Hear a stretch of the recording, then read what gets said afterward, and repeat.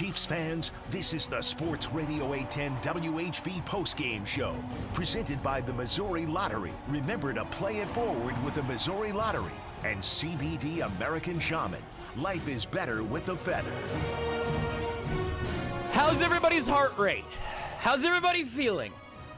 Everybody still with us? Did we lose anybody? Woo-wee!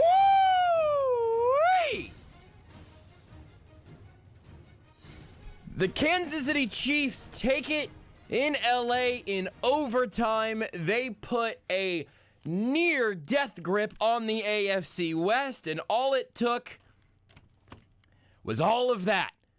Welcome in to the Sports Radio 810 WHB Postgame Show.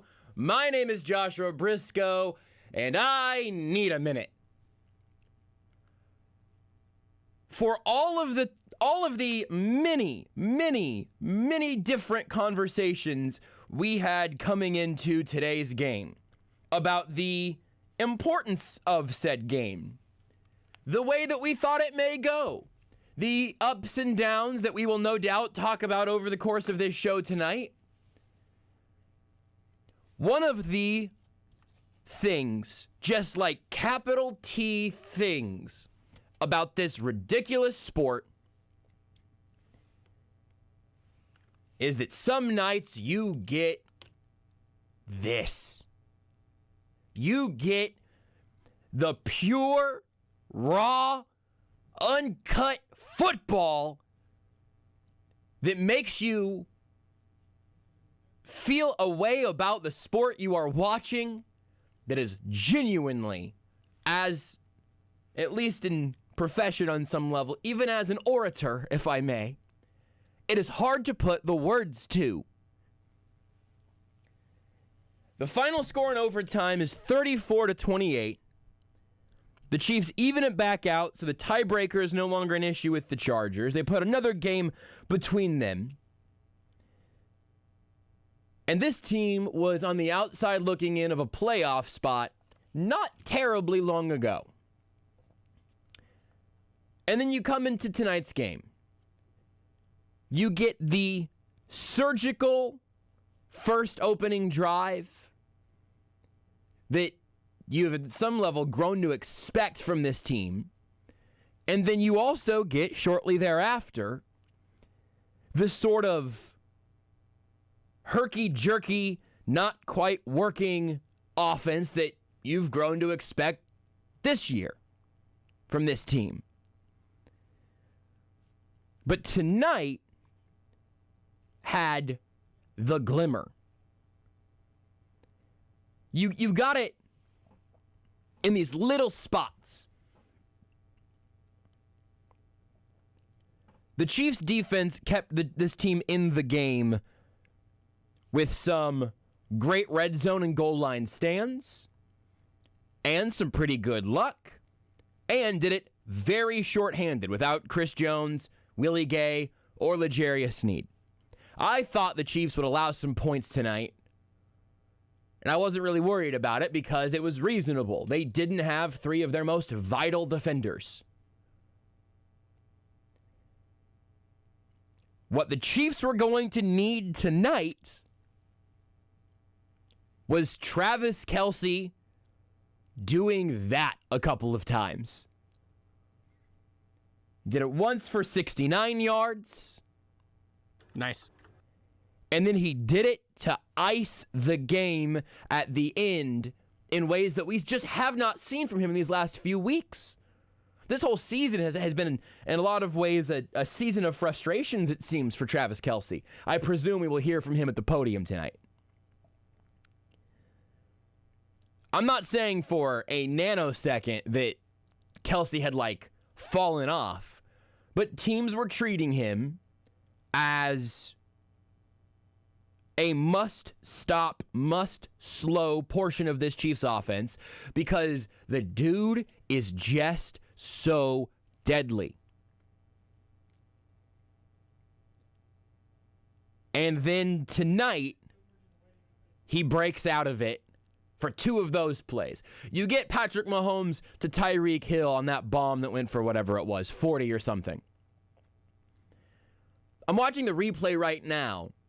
Travis Kelsey is cutting across the field from his right to left, puts a foot in the dirt, cuts it back the other way, and winds his way to the game, the end zone, probably the AFC West. Now, look, there are some things we can have later in the show, maybe. We can have some conversations about the big picture things and where do the Chiefs go from here.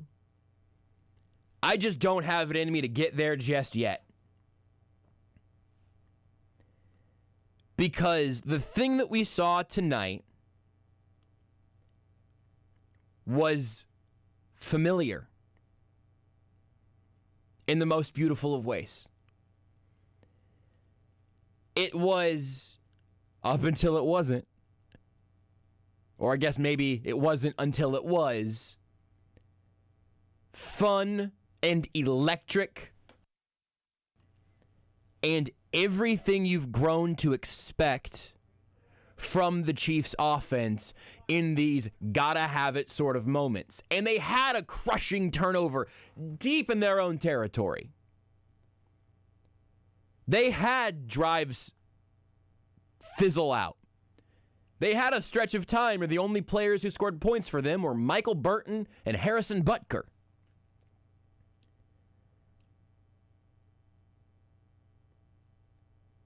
But whenever it seemed like, oh, maybe the juice is running out.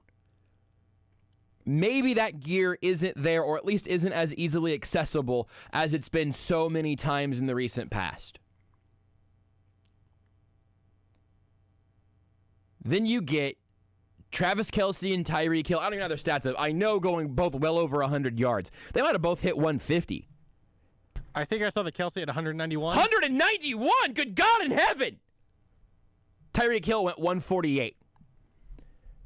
Travis Kelsey went 191 with like 100 of those yards on two receptions. Something around there. Mahomes was bad tonight and threw for 410 yards. The Chiefs need to have a third pass catcher that they can rely on for the long haul. This is an obvious thing that everybody knows. I don't want to talk about it tonight. I'm making that point as a precursor here so I can say this thing. Of those 410 passing yards for Patrick Mahomes, he missed some stuff, he missed some throws, he didn't see some things.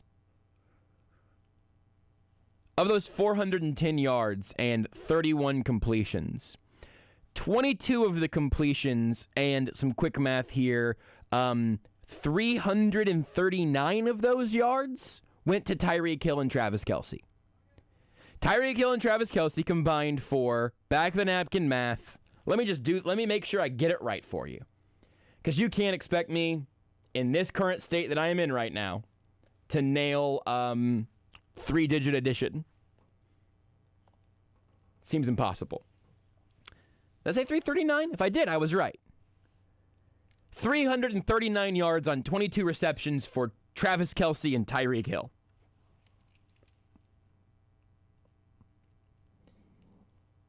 It wasn't even perfect, right? Like Beard said, Patrick Mahomes had some ungood moments tonight, genuinely. Nobody really stepped up beyond that. And to be fair, Mecole Hardman actually had a touchdown and the 2-point conversion ready to go, and Mahomes missed him on the touchdown and didn't look to him, or didn't let the ball go on the 2-point conversion. So I don't want to dunk. I think Mecole Hardman could have had two massive moments tonight, is my point. Also, how dare you slander Michael Burton like that? Sorry. Nobody else stepped up. What are you talking about? Other than Michael Burton. This wasn't a perfect Mahomes game. This wasn't the game where like Byron Pringle or Jamarcus Robinson does something crazy. This is the good old-fashioned, in a weird sort of bastardization of this phrase, this is Smash Mouth Chiefs football. Smash Mouth football usually means 30 carries, 3 yards at a time. The Chiefs' Smash Mouth football is, bleep you guys, We're going to throw it to Tyreek Hill and Travis Kelsey over and over and over and over and over and over and over again until you are just so exhausted of it happening that you don't know what else to do. And eventually, some of those plays are going to pop. They had a little bit of bad luck. They had an imperfect day from Mahomes. They didn't have anybody other than Michael Burton step up from the second tier kind of option guys. They didn't have three of their 5 most important defenders. But Patrick Mahomes had a few game-breaking completions that, in particular, Travis Kelsey just turned into monsters.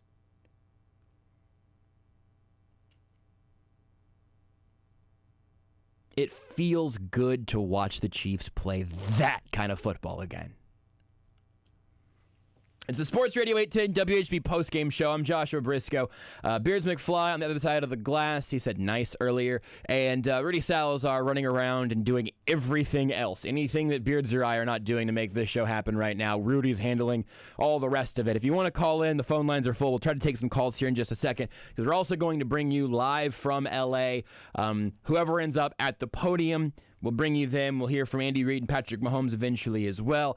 I don't know how long we're going to be here, but it's probably going to be a little while. If you want to interact with the show, you can do that in our video feeds on the Sports Radio 810 Facebook, YouTube, and Twitch channels. You can watch the show. You can look at me talk about all of these things, and you can leave your comments there, and I'll try to get to some of them probably a little bit later in the show. You can certainly interact with each other. Always one of the real joys of what often happens in the comment section is a bunch of Chiefs fans that may or may not be around other Chiefs fans right now having a chance to celebrate a game like this with a bunch of their fellow fans. I think I said the word fans a lot. But we just watched a classic that was deeply flawed.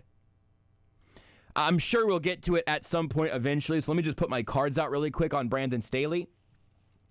The 4th down, go for it situations, and I know if this comes up when we talk to Matt Derrick later tonight, he's going to disagree. Lots of you will disagree. That's fine. I've been disagreed with before. Feel free to disagree. But he has built up a methodology with this team, and tonight was the short end of the stick. Is that the phrase? The dull end of the stick? The short stick? I'm not sure. Tonight was the time where this thing that will, over the infinitely large sample size, would ultimately prove him correct based off of all the information that we have. And if Donald Parham, who obviously we've been thinking about since the first drive of the game, and he's reportedly in stable condition, which doesn't feel like a celebration of a injury update. Saw somebody tweet it out like that's what they say for car crash victims, as they get stabilized. So certainly thinking of him and hoping that he is just as healthy as possible at this point. It looked horrible. It's one of the worst, one of the most, I think, troubling injuries I've seen on a football field.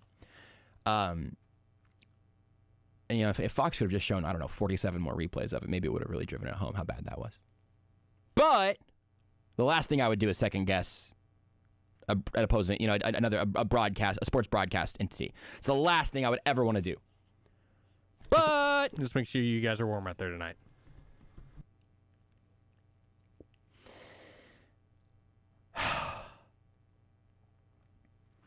But that drive that was a touchdown, and then a freak, horrifying injury happened when Parham hit the turf. Horrifying, and that cost the Chargers 7 points. Terrible health luck. And then later on, you have plays where the Chiefs, even getting to that, deserve a ton of credit. You also have 4th down calls that I didn't understand, where the plays lasted like half a second instead of letting Herbert run around and create something and see what the defense is going to ultimately allow for him in terms of a little bit of a gap. I will happily criticize some of the actual execution of what the Chargers did in those situations, but that's not what going for it in those 4th down situations is not why the Chargers lost this game. This would have felt massively, don't look at me like that, Beards, let me land the plane. This game looks massively different if there's not a fluke horrible injury to Parham in the back of the end zone. And I think if they either hand the ball off or let Justin Herbert create in those other fourth and short situations. The reason that the Chargers ended up winning the game the first time through was in part because of a fourth down situation and decision like that. Instead of, I had the actual situation pulled up here, and then we can move back to talking about the Chiefs again because I don't want to spend most of this show talking about the Chargers. They had 4th and 4 at the Chiefs 28 back in week 3, and they went for that 4th down, scored a couple plays later, and then went up there, went up 21-17. Then the Chiefs had to go down and score again. That went back and forth, and ultimately that was a huge gain for the Chargers. It worked in week 3, and it didn't work for them tonight. That's sort of how decisions like that go. If they play it safe every time, maybe they lose in week 3 and win tonight. That's not, I wanted to lay that out there because that's not where I want to spend most of tonight's show. Because I don't necessarily think it's that interesting. But lots of people do who I think largely, talking about like momentum and emotion and everything. The Chargers had those drives fizzle out and then immediately got the ball back and started driving again or took the ball back defensively. If you're in LA tonight, you probably can't avoid that conversation. I think it's a poor place to spend your time tonight. I think the correct place to spend your time tonight is what the Chargers did on those plays, what the Chiefs defense did to force them into those situations, and then ultimately the Chiefs offense having that bleep you jolt to go tie it up, to not even that quickly, to with a little more than 2 minutes remaining, to get the ball back at the 25, start moving. Patrick Mahomes, you want to talk about things that Patrick Mahomes definitely does need to get credit for?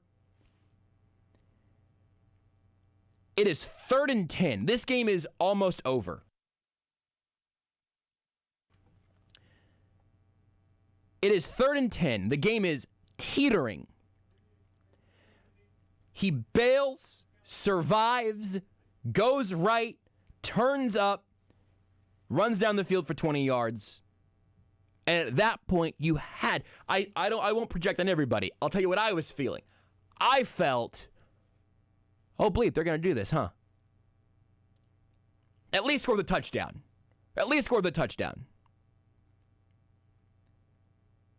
He makes that play. They keep it moving. Excuse me, that was to Hill for 20. My apologies. My notes are bad. 3rd and 10, Mahomes bails right, survives, and finds Tyreek Hill for 20. Then on 2nd and 9, Mahomes escapes and runs for 29.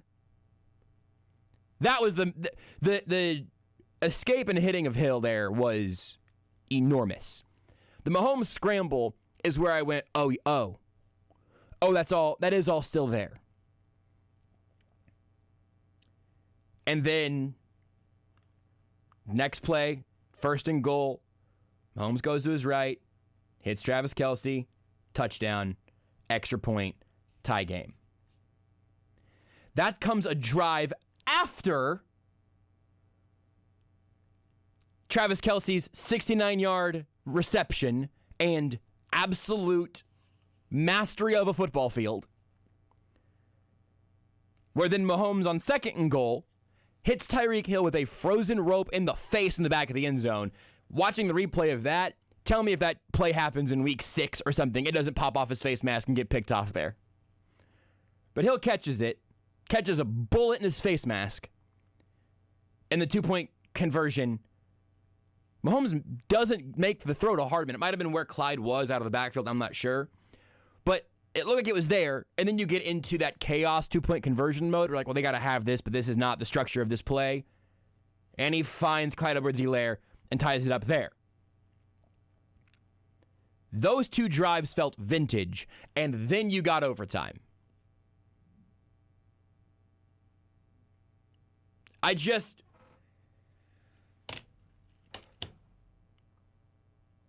think also this being a nationally televised Thursday night game is going to have some of the same effect of the Monday night Chiefs-Rams game, where everyone was watching. There were huge stakes on this game. And this is the payoff that we got for it. Feels good. Patrick Mahomes was on the field on Fox just a little bit ago. We'll hear from him. And then also, Travis Kelsey talked to Michael Irvin. We'll get to them. We'll get your calls. We'll eventually get your press conferences as all of that comes together. We'll start here with Patrick Mahomes shortly after the game wrapped up as the Chiefs take a commanding lead in the AFC West after a thrilling victory over the Los Angeles Chargers. Thanks so much, Patrick. You made play after play in the fourth quarter and here in the overtime, but can you take me through the walk-off winner to Mr. Reliable for you, Travis Kelsey? Yeah, I mean, he was the first guy over there whenever I threw the pick and friggin' dirted the touchdown, and he just said, hey, you be you. Let's show that heart, man. And he stepped up. A lot of guys stepped up, made big plays. We got a much-needed win. Patrick, before the game, I asked you how big is this one, and you described it as super big, but can you tell me about the intensity here late as you guys try to extend this win streak in what turned out to be an epic battle? Yeah, I mean, they got a hell of a football team. I mean, that defense, offense, everything. And obviously, Justin's a great quarterback, but we had a couple guys out, and then the defense stepped up and made some big-time stops for us, and then we turned it on in the fourth quarter and got the win. You guys certainly did turn it on in the fourth quarter, and as I said, extending this win streak. It's been up and down for you guys, but you have made the plays when it counted. What have you learned about this team during this season? Yeah, I think we just got heart. I mean, that's the biggest thing.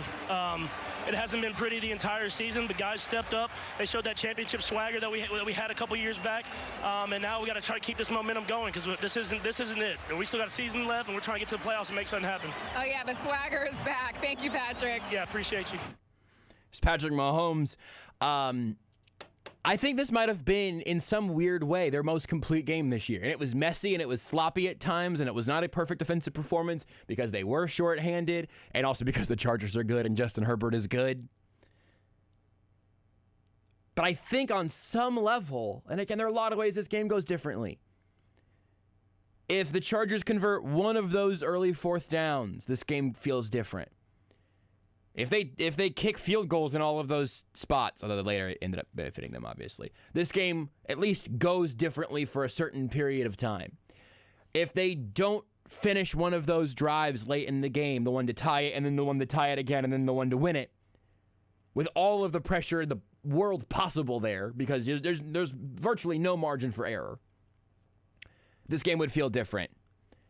But with it ending the way that it did, I think this might be the best I have felt about a Kansas City Chiefs football game this season. Because with that extra gear late in this game that we just have not seen very often, we saw it for like a play against the Packers, and we've seen it against the Raiders. But seeing the backs against the wall extra gear that we saw tonight, that is a football team that can win the Super Bowl. Beating the Giants and beating the Aaron Rodgers-less Packers and beating the Raiders and the Broncos, those are all good things that you need to stay at the top of the division, to stay in the hunt in terms of your AFC seeding, all of that. You need to win those games to survive those games, to add them to the win column. But a game like tonight is what makes me think this team has Super Bowl caliber potential still absolutely bubbling at the surface. I'm Joshua Brisco here on the Sports Radio 810 WHB Postgame Show here on Sports Radio 810 WHB Kansas City. It's brought to you by the Missouri Lottery. Remember to play it forward with the Missouri Lottery. More play, more power. Powerball now on Monday, Wednesday, and Saturday. Also brought to you by CBD American Shaman. More good news for you this week here. Last week was pretty good. This one will be as well, because when Kansas City scores, you score big at your local CBD American Shaman. Our team's score is your % off. They scored 34 points today, so you get 34% off all day tomorrow. CBD American Shaman, life is better with the feather. Beers McFly, you have a stat for me, you've told me. Yes, along those lines of like back against the wall. Yes. This is from Ruben Frank. He covers the Eagles for NBC Sports in Philadelphia. Mahomes in his final 10 minutes, 10 for 13, 197 yards, 3 touchdowns, 0 turnovers. Okay, say all that slower, please. Mahomes in his final 10 minutes, 10 for 13, 197 yards, 3 touchdowns, 0 turnovers. Do you know how bleeping hard it is to score 3 touchdowns in 10 minutes? I mean, they got the ball like to start overtime and everything, so maybe there's a little bit of wonky math happening there. I'm assuming this includes overtime as well. Yeah, yes. Yeah. I think it's the last 10 minutes of game time for Patrick Mahomes, probably. Holy cow. It's just, Beers, tell me, do we need to take a break or can we take some calls here real quick? I know we can kind of go one of two paths here, so we can make sure we're set up well for the press conferences and everything. All right, my apologies, everybody on hold. Stay tight, hang tight there, and we will take some calls whenever we can. We need to take a quick timeout first, though. Beards is the bad guy. See how I made Beards be the bad guy? He told me to take a break, so it's his fault. The Chiefs win an absolute primetime thriller, 34-28 over the Los Angeles Chargers. I don't know if I need a juice box or a cigarette, but I'm going to try to find one of those two during the break. We'll be back very soon. You're listening to exclusive post-game coverage on Kansas City's home for the NFL. Sports Radio 810 WHB. Presented by the Missouri Lottery and CBD American Shaman. If you're looking for a new vehicle the whole family can agree on, come to Robert Brogdon's Olathe Kia. The award-winning 2022 Kia Telluride puts the fun in functional. It's full of advanced technology and safety features with a spacious 3-row interior design for passenger comfort. And all new Kias are backed by a 10-year, 100,000-mile warranty. Command the season and save during the holiday sales event. Robert Brogdon's Olathe Kia, just a short drive from I-35. Visit OlatheKia.com. Warranty is a limited powertrain warranty. See Kia.com or retailer for details. More play and more power with Powerball with Double Play. For an extra $1, players have the chance to win up to $10 million in a separate drawing. Plus, players have 3 nights a week to play Powerball. Now Monday nights. Every ticket you play creates opportunities for Missouri students. So play it forward with the Missouri Lottery. Play responsibly.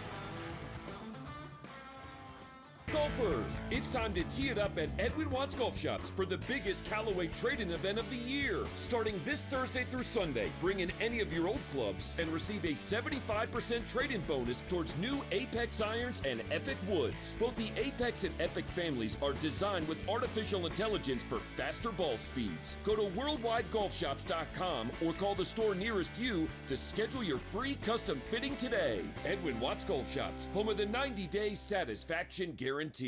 This is Chad for Shaman's Leewood Total Wellness. Yes, Shaman's Leewood Total Wellness, the place that helped me lose 29 pounds, made my clothes loose, and the place that's given me more energy than I've felt since college. Get off the couch, man, and call or stop by for a free consultation. If you qualify, you'll get $100 off your startup fee when you mention 810. Call 913-227-9150 or visit Shaman's Leewood Total Wellness at 11709 Row in Leewood. Remember, life is better with the feather. Sunday, we're bringing you a special NFL triple header on Sports Radio 810 WHB. First up at noon, 2 teams fighting for playoff berths, the Tennessee Titans and Pittsburgh Steelers face off. Then at 3, Aaron Rodgers and the Green Bay Packers take on the Baltimore Ravens. And Sunday night, it's an NFC South showdown with Tom Brady and the Buccaneers against Alvin Kamara and the New Orleans Saints. Tune in to a Sunday NFL triple header on Sports Radio 810 WHB. Looking for a great place to stay when heading out to the Rockies or downtown Denver? Check out the Moxie Denver Cherry Creek. No stodgy suits and forever check-in lines. They've created a stylish, modern design with all the amenities. And most importantly, a seriously comfortable bed so you can kick off your shoes and get rested for whatever comes next. It's just like home, but with the bartender. Book your stay at Moxie Denver Cherry Creek online at Marriott.com. Moxie Denver Cherry Creek. Moxie plays with the rules of the industry and shows them a good time. Do you really want to go through another year with that awful joint pain? Don't do it. Resolve right now to get yourself moving again for 2022. Hey, this is Stephen St. John. It's time to call QC Kinetics, non-surgical regenerative treatments for joint pain. We're talking lasting results using natural biologics. No surgery, no pain meds, no steroids, and no downtime. This is really exciting stuff. Regenerative restorative treatments that actually encourage your body to heal itself using highly concentrated natural biologics. Patients rave about it for hip pain relief, knee pain relief, shoulder and back pain relief. don't let them keep giving you steroids. And don't let them tell you surgery is your only option. Get a free second opinion at QC Kinetics and imagine life in 2022 without pain. Locations in Gladstone and off 435 and State Line. Call the local medical professionals at QC Kinetics now. 816-412-6299. QC Kinetics.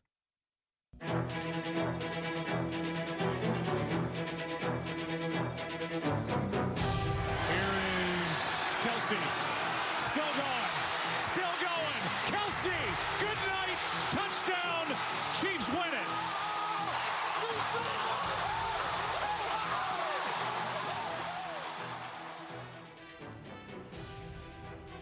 What a play to cap off. What a game. That is our sweet play of the game, brought to you by Andy's Frozen Custard. 'Tis always the season at Andy's Frozen Custard. Stop by now for their famous Santa Brownie Sundae made with store-baked brownie, or try the Andy Nog Shake. Perfect for a midday pick-me-up, and you can make it rain Andy's gift cards this holiday season. A perfect stocking stuffer starting at just $5. Andy's Frozen Custard, we know where you got that grin. Tonight, that grin also comes from the Kansas City Chiefs and also comes from Travis Kelsey. Let's hear from him as he spoke to Michael Irvin right after the game wrapped up on NFL Network. Here with Travis Kelsey, the game-winning walk-off touchdown to win the game. Explain the feeling right there to win that game in overtime, that touchdown. Man, guys, it's got to be great. We had all the momentum going into that last drive. Our defense played their tails off to help us get this win. That offense, man, I'm so proud of these guys, man. Dealing with adversity 1-5, with the world on his shoulders, baby, he showed up. He showed up. I'm sick of all the haters, man. 1-5's the real deal, and he showed it yet again tonight. Now, wait. Let's go back to that. What do you mean you're sick of all the haters and 1-5's the real deal? What are you guys hearing in the locker room? I heard some guys saying we weren't going to make the playoffs. I heard some guys saying 1-5 isn't the best quarterback in the league. You know, it's just it's a lot of love for everybody on this team for fighting through adversity tonight and getting the win. TK, even on that desk, we were asking questions about is Travis Kelsey the same? What's going on with Travis Kelsey? Is he in a slump? Well, with success, you're going to get everybody's best shot. It is what it is. And with that, you got to find ways to fight through adversity and find different ways to have success. It is what it is. You can't just keep doing the same thing over and over again. So finding ways throughout the year to keep the ball moving downfield and keep putting my team in a position to win. And you shot no better than tonight, finding a way to win, baby. What does it mean when you guys win a game like this, Travis? You score the game-tying touchdown, then you come back and score the game-winning. It don't get no better than that, baby. Yeah, my juices are going. You want to play another one? I got a jersey for you. You want to play one? Nah, God, there's nothing better. Lights are on, man, just making big plays. I'm just happy for my team, my coaches, and we're going to go into next week with a win. Travis, you said famously a couple weeks ago, I got my swagger back. But this is a swagger back getting game. How do you feel right now? I mean, that's a great team. That's a great team. Can't say enough good things about them. And just finding ways to win. You know, we always talk about energy and making sure you have the right swagger, the right mindset coming into a game. And, man, when we bottle this thing up and we lock our arms, circle the wagons, man, I don't think anybody can beat us. Where can this team go from here? Right back to where we ended last year. I really believe it. And we're just going to take it one week at a time, one day at a time, baby. TK, you know I love you, man. Appreciate that time, man. Come on, I got you as my top team in the AFC. Hey, how about them Cincinnati Bearcats, baby? Woo!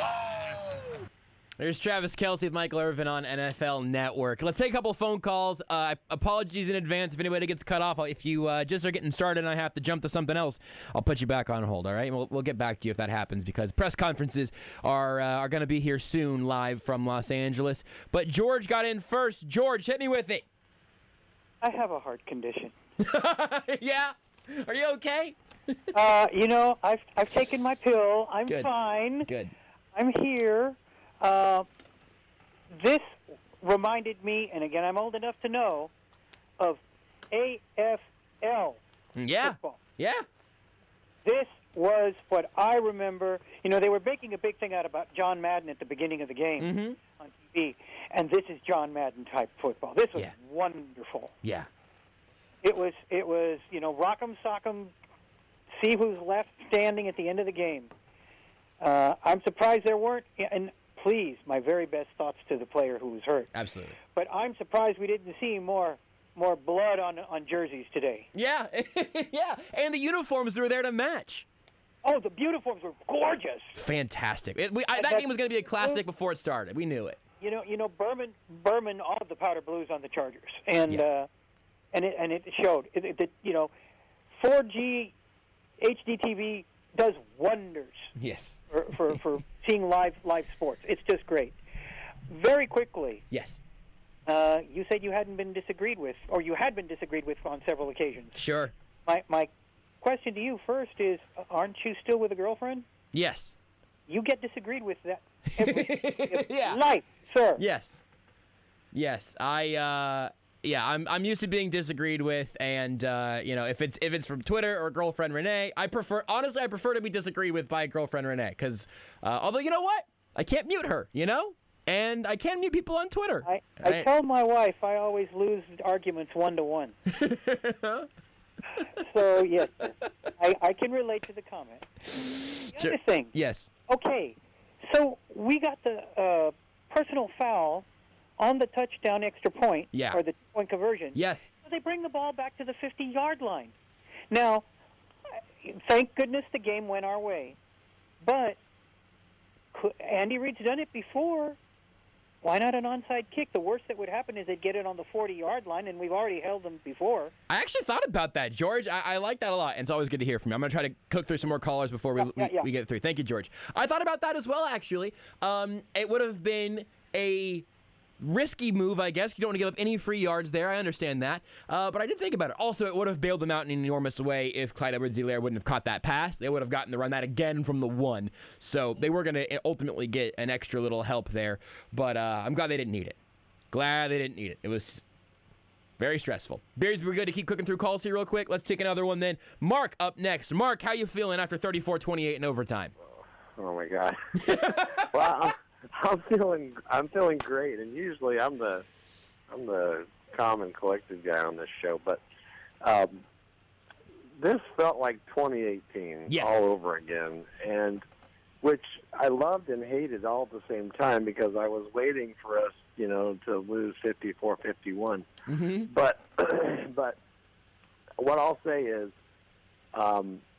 it felt like we really shouldn't have won that game, given the fourth down calls, and then giving us so many points, or taking so many points off the board, and us making missing on the touchdown, and making some really bad plays. But we have been on the other side of this so many times when other Denver has John Elway or Peyton Manning in the playoffs, or Alex Smith, whatever quarterbacks that we have just don't measure up, and the guy on the other side of the field.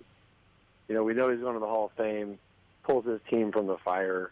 I think we have the only quarterback where he throws for 400 yards, and we feel like he wasn't at the top of his game. So people need to get on their knees and thank God that we have Patrick Mahomes on our team, because I remember what it was like before. So say your prayers tonight. We got it better than anybody in the NFL. You're so right, Mark. Thank you for that. Because, I mean, again, flawed games, imperfect games. You heard Mahomes say he friggin' dirted the touchdown. He dirted the touchdown to McCole Hardman because he skipped it in the dirt. Hilarious. But you're right. Here's the thing. Justin Herbert is that dude. Justin Herbert is for real. I think there is a chance, not today, but in maybe a year or two. I'm not trying to slight anybody or jump over anybody on this or anything, but I think there is a chance that in the next year or two, we're all agreeing that the two best quarterbacks in football are in the AFC West.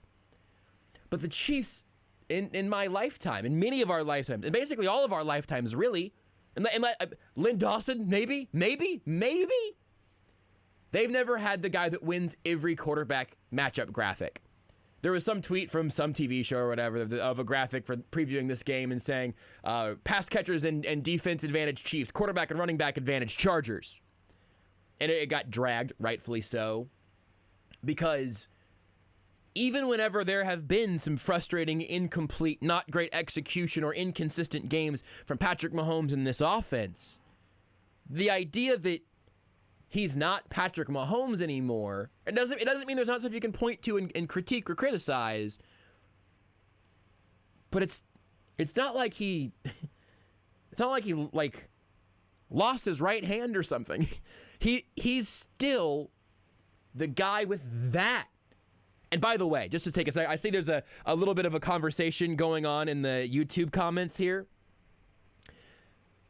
That a conversation about Travis Kelsey and Patrick Mahomes being the greatest chief of all time. The sport's evolving, so maybe, but I'm not sure we're ever going to see anything quite like Travis Kelsey again. At the very least, we're not going to see another Travis Kelsey helping the league make that evolution. Rob Gronkowski is fabulous and has been. While he's been as healthy as possible, Gronk has been a revelation.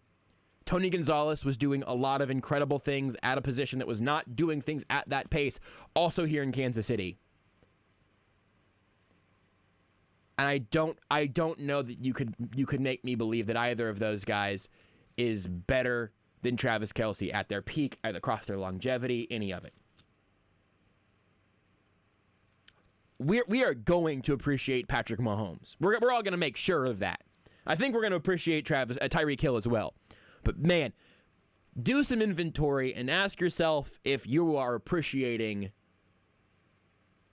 the absolute alien on a football field that is Travis Kelsey. Beard, you got a stat for me? I have another Mahomes stat for you. Thomas alerted me to this. He tweeted it at all of us. Thank you, Thomas. Patrick Mahomes is the fourth player in NFL history with 3 game-tying or go-ahead passing touchdowns in the fourth quarter or overtime of a game. Of one game? The other 3, Baker Mayfield last year against the Bengals, Dak Prescott against the Eagles in 2018, and somebody named Bruce Gradkowski of course, at the Steelers in 2009. Somebody named Bruce Gradkowski. Learn your history, Beards. I'm embarrassed for you. I didn't know he was on that list, but still pretty good. We're in a little bit of flux now. I haven't forgot about the callers.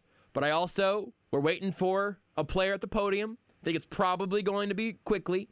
And depending on the order of operations, we're either going to take a bunch of calls or we're going to start bringing you press conferences live from Los Angeles here on Sports Radio 810 WHB. This is my least favorite part of the show every week, is this exact moment of my hand hovering over a phone button, but knowing that as soon as I hit that button, Beards is going to say, "Here's Kelsey." And I'm going to have to cut you off. No murmurs, no words of anything a minute, Beards. Let's take a call. Same rule as usual. In fact, we'll get Travis Kelsey today, I'd have to think. But Travis is on the phone with us right now. If this is Travis Kelsey, sorry for waiting you wait 40 minutes. But Travis, how are you feeling after 34-28? Ooh. Oh, my God. I hate these games. Oh, man. Okay, quick thing. I think that they've gone a little too far on the whole not winning the quarterback. That play alone, I know that he dirted it, but all they had to do was quarterback sneak it with Blake Bell. They did it earlier. Yes, should have just done it. And that's a touchdown. Yes. And it doesn't even go to overtime. So there's that. But my other thing is I hope that the national people, and I know we shouldn't care what the national people think, but we do. Mm-hmm. Mahomes is the best quarterback in football. Yeah. You know, it was Lamar Jackson. He was going to be the next Mahomes, next big thing. That didn't work out. Then it was Josh Allen, and we kind of see where that's gone. And then it was Justin Herbert all week, and Mahomes outplayed him tonight. I know Kelsey helped him, but I mean Herbert didn't play a perfect game either. I mean I know that I know that they ran a lot, but he missed some throws and a couple of those fourth downs. Yeah. And it's not like he has turds on his right. on the offense either. I mean, you got Austin Eckler, Keenan Allen, Mike Williams a couple times tonight killed us again. And I thought this defense played their ass off tonight. Excuse my language. They did so good tonight. I was so impressed without all the guys that they didn't have out there. For them to play the way that they did, I agree. I think this was a complete win, and there's nobody in the AFC that scares me at this point. Yeah. So I'm done kicking the can down the road on whether or not this team is by far and away, in my opinion, the best team in the AFC. not the Patriots. It's not the Bills. It's not the Ravens. I don't. If they get the 1 seed and it plays through Arrowhead, we're going back to LA in February. So that's all I got, man. I appreciate it, Travis. Thank you, man. Appreciate that. Thank you for listening, and thank you for the call. Here's what I'll say to that, because I want to try to be. I don't want to be a total prisoner of the moment. So here's what I'll say. I think this has probably been true all season, but we know it's true right now. The Kansas City Chiefs playing A+, A- football, maybe B+. They're back in the Super Bowl again. Will they win it? Whatever, who knows? But they're the best team in the AFC, and by far the scariest if they play A+, A- football. Tonight, I think it was a B+ game, maybe, with a bunch of injuries. Maybe I'm grading on a curve because of the injuries. And they looked like that team. Chiefs beating themselves, shooting themselves in the foot, all of that. They could be beat by any of these other teams in the AFC. I would not tell you to put your mortgage on the Chiefs ending up in the Super Bowl because we've seen them play incomplete games. They play like this, though. I'll talk to you in February. Next up, we'll go to Butch. Butch, how about him? Gentlemen, how about those Chiefs? How about it, Butch? Oh, God, I'm going to have to call in and work sick tomorrow all this day on liquor I won't drink tonight. Look, I mean, where to begin? Do you realize what we just witnessed out here, guys? My goodness, what a game. What about this? How about this for a display on Thursday Night Football when you usually get trash and garbage? You get instead two masterminds going back and forth. I have to give it to Brandon Staley, man. He's good. I'll give you a little bit of X's and O's I was looking at. You know, I was watching a little bit of their defense, right? It's a cross between what Fangio does. I was looking at what Broncos were doing. I look at what he does. He has this concept that he calls slug out of two high safety looks. They had 33 on the field. He's very good, but he was banged up. You can tell, and you'll see it on the film later when you go and look at that. The Kansas City Chiefs do this perfectly, man. They put three wide receivers to one side. What do? They move Clyde from one side to the other so that you have 4 on 3s. When you have 4 on 3 and you have another safety to the other side, the other safety has to cheat a little bit. Then it turns into man coverage. That's how Patrick Mahomes was able to dot Tyreek Hill for that long catch that he had, and when he was also interfered with. They got them, man. They got him a couple of times. And if it weren't for a terrible 3-and-out and a fumble that was caused by Joey Bosa because he's a freak human being, man, we're probably talking about them putting up a few more points because they only ran 8 plays in that second quarter. Beyond that, what is happening now that we didn't see before, guys, when I was freaking out and saying we weren't going to go to another Super Bowl, how stupid of me. We weren't playing complimentary football. Yeah. We did it on that one. The defense was trash in between the 20s, but they got stops in the red zone. The offense was not great. They had turnovers. They flubbed a little bit, but the defense says, hold on, we got your back. We'll hold them on 4th down, guys. We'll hold them in the red zone. We'll get a fumble to give you the ball back at the 3-yard line when the Chargers are supposed to go up by 2 scores. It is to a point now where I heard a collective gasp in that building when we won that toss in overtime because they knew what was going to happen. Everybody better buckle up, man, because when everybody gets back healthy and you get a version of a defense that plays like they've been playing earlier in the season and can do what we just saw on the field tonight, and you get a version of your offense that can fold up against the pass rush the way they did against this team, which is good on their defensive front, man, you better wake out. Savor flavor! Savor the flavor, Butch! Next, Jeremy, let's go! What's on your mind, Jeremy? Hit me! All right, man. Nick Bolton, 10 tackles, 4 assisted tackles, knocked down the ball that made an interception. I mean, he's playing awesome right now. Like, you know, even had a coverage. Yes, he had Everybody says he's bad at coverage. Like, great playing coverage. Growth as a player. You love to see it. It might be EZOU, but yeah, I mean, the defense went on without him, and he stepped up without half the help. You know, no Chris Jones, no Willie Gay, you know, any of that, and he played balls to the wall there. Good self-editing, Jeremy. I appreciate that.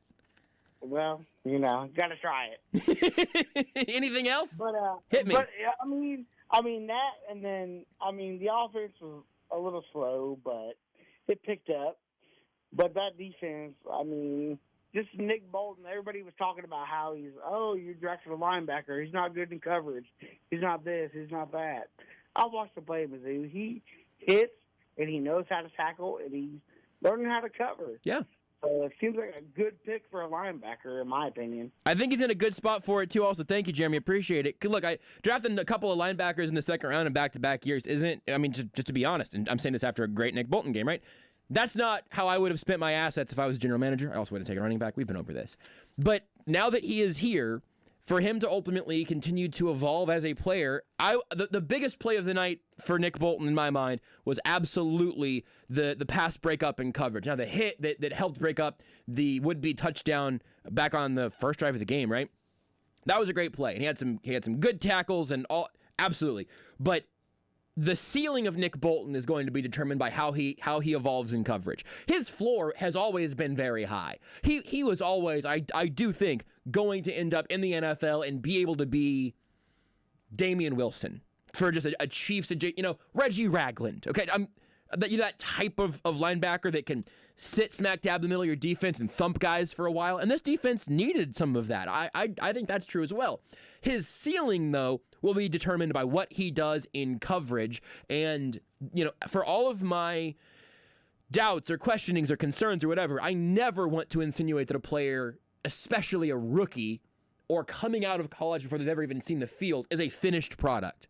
Nobody's really a finished product, especially that early on. There's always evolution there. If that ends up becoming a part of Nick Bolton's arsenal and who he is as a linebacker, then you'll be able to point at me for years and say, you didn't like that pick very much that time, did you? And I'll go, no, I didn't. And now he's, Derek Johnson or whatever. It's funny because a couple of the positions that I don't necessarily like seeing teams invest a lot of money in, like running back and linebacker, are two of my favorite positions. Are two of my favorite positions to watch in the NFL. My favorite guys to play as in Madden or NFL Street 2, because everything comes back to NFL Street from me. I loved playing those positions in high school. I love those. But how do you ultimately make that work in the roster construction and all of that? That's a conversation that we can have in March, April, May, June, and July.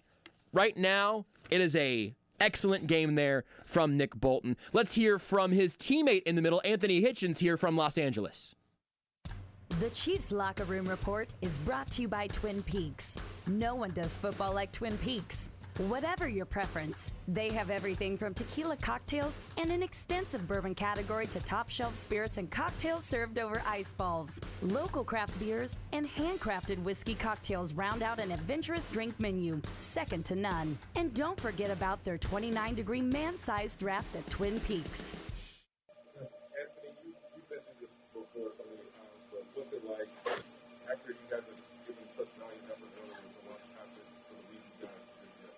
Yeah, I feel like we've seen this story a lot of times in my 4 years here. And, hats off to those guys, the way they work and the way Coach Reid puts us in these situations in practice and camp and stuff like that. So it kind of comes natural in a way in the game. So he give us the toughest situations in practice. So when times like this in games, we've seen it before.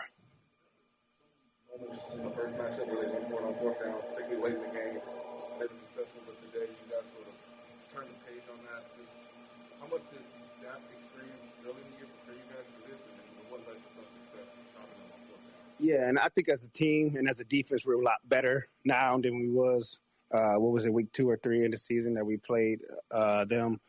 And we knew they was going to go for it on fourth. It's not just on versus us. They do it versus everybody in the lead, and they treat, second downs as in third downs and third downs, like fourth downs. Like they going for it. So we knew it. We had a plan.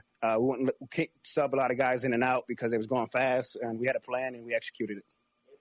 The corner being part of having two goal line stands in the game, I think that's what you guys did. 3 times you decided to fire with they didn't score.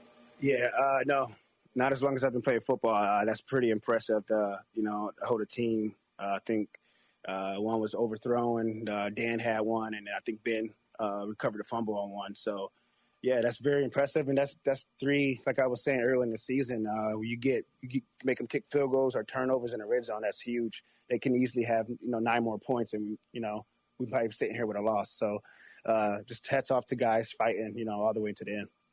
Anthony, Patrick struggled a little bit for 2-3 quarters in this game. How much belief do you have and how much chatter is there defensively that we keep giving Patrick chances and eventually he's going to get cooking? To be honest, I didn't think he struggled. I didn't pay really attention. When the offense is out there, we're too busy trying to, correct what we done wrong or what we did right. And to be honest, Pat is probably the last guy I think we were worried about. He does his job night in and night out. So it was never a doubt, especially with Pat Mahomes. I think it's been a while since you had an interception. What was that like? Can you take us through that play?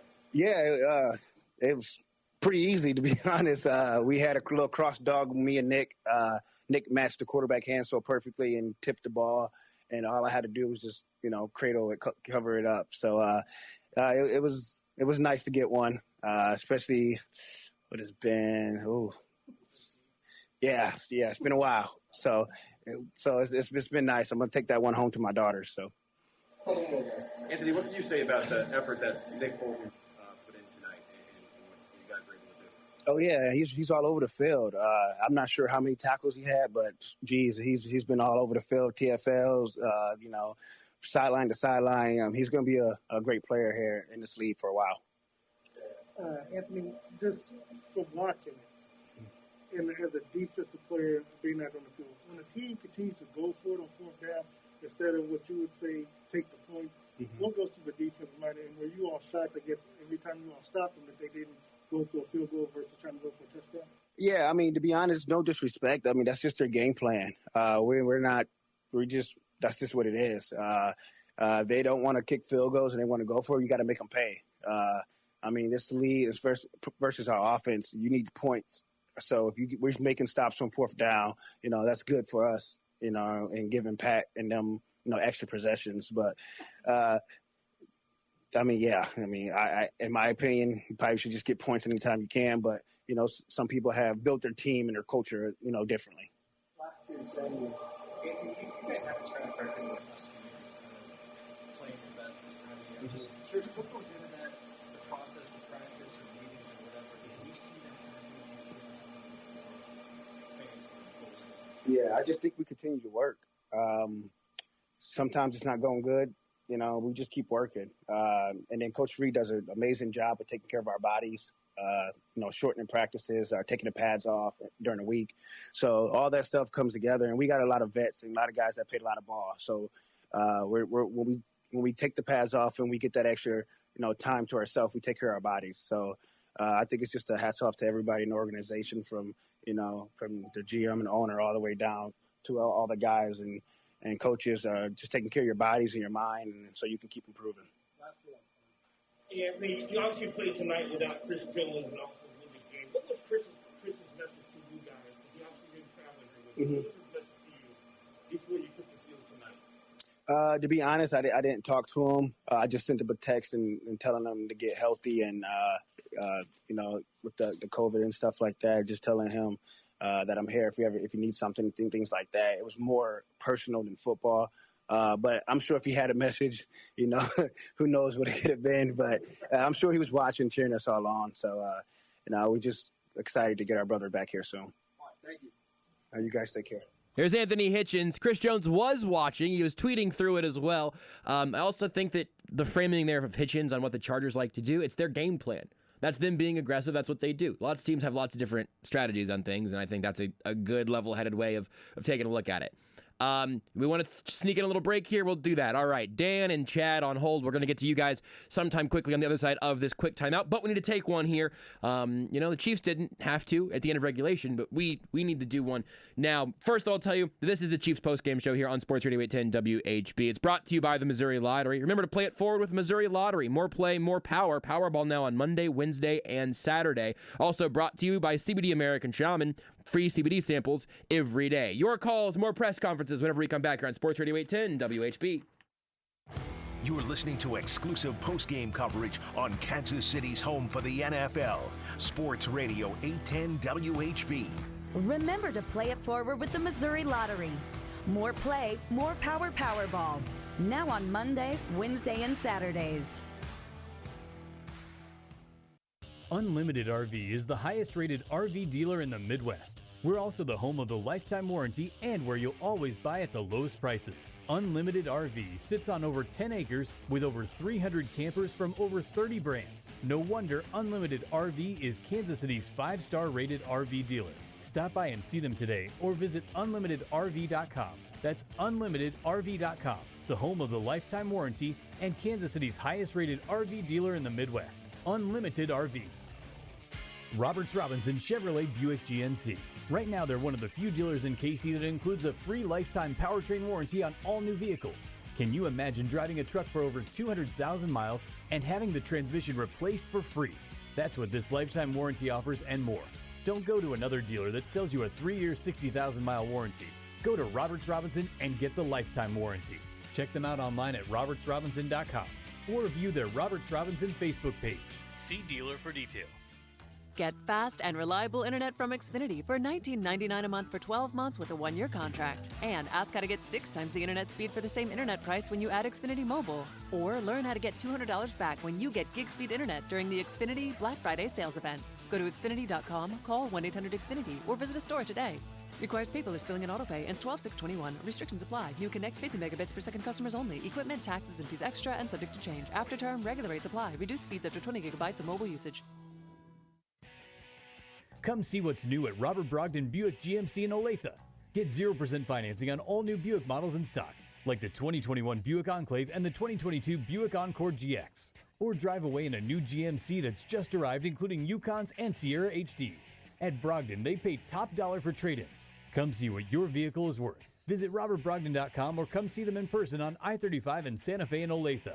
Must qualify and finance through GMF for special APR. At BOK Financial, we believe that no financial challenge is too big and no opportunity too small. We're guided by our commitment to make a difference in the communities we serve. BOK Financial. We are community focused. This is Chad for Shaman's Leewood Total Wellness. Yes, Shaman's Leewood Total Wellness, the place that helped me lose 29 pounds, made my clothes loose, and the place that's given me more energy than I felt since college. Get off the couch, man, and call or stop by for a free consultation. If you qualify, you'll get $100 off your startup fee when you mention 810. Call 913-227-9150 or visit Shaman's Leewood Total Wellness at 11709 Row in Leewood. Remember, life is better with the feather.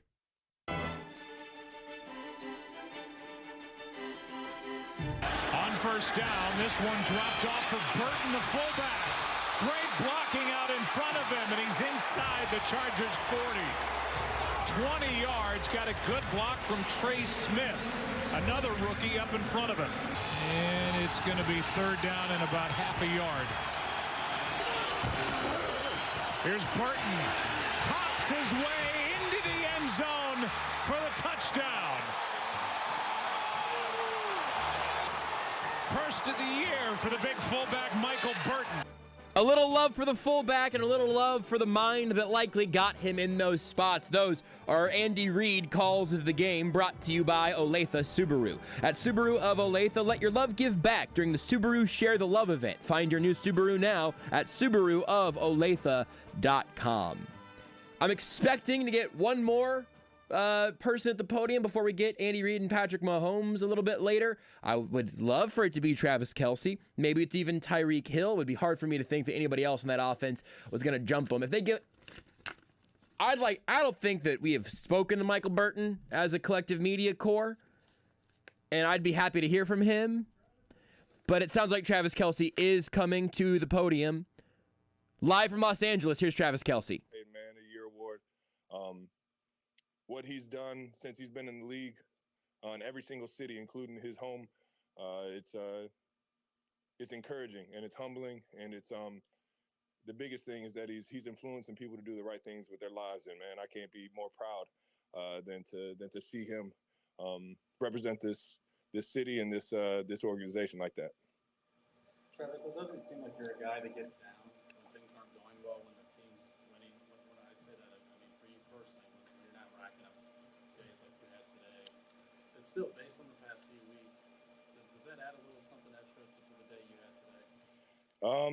Kind of ironic that you asked me that, because earlier in the day I saw, and Ted actually pointed this out to me, I saw my brother give a speech about hope and that we play a game of hope.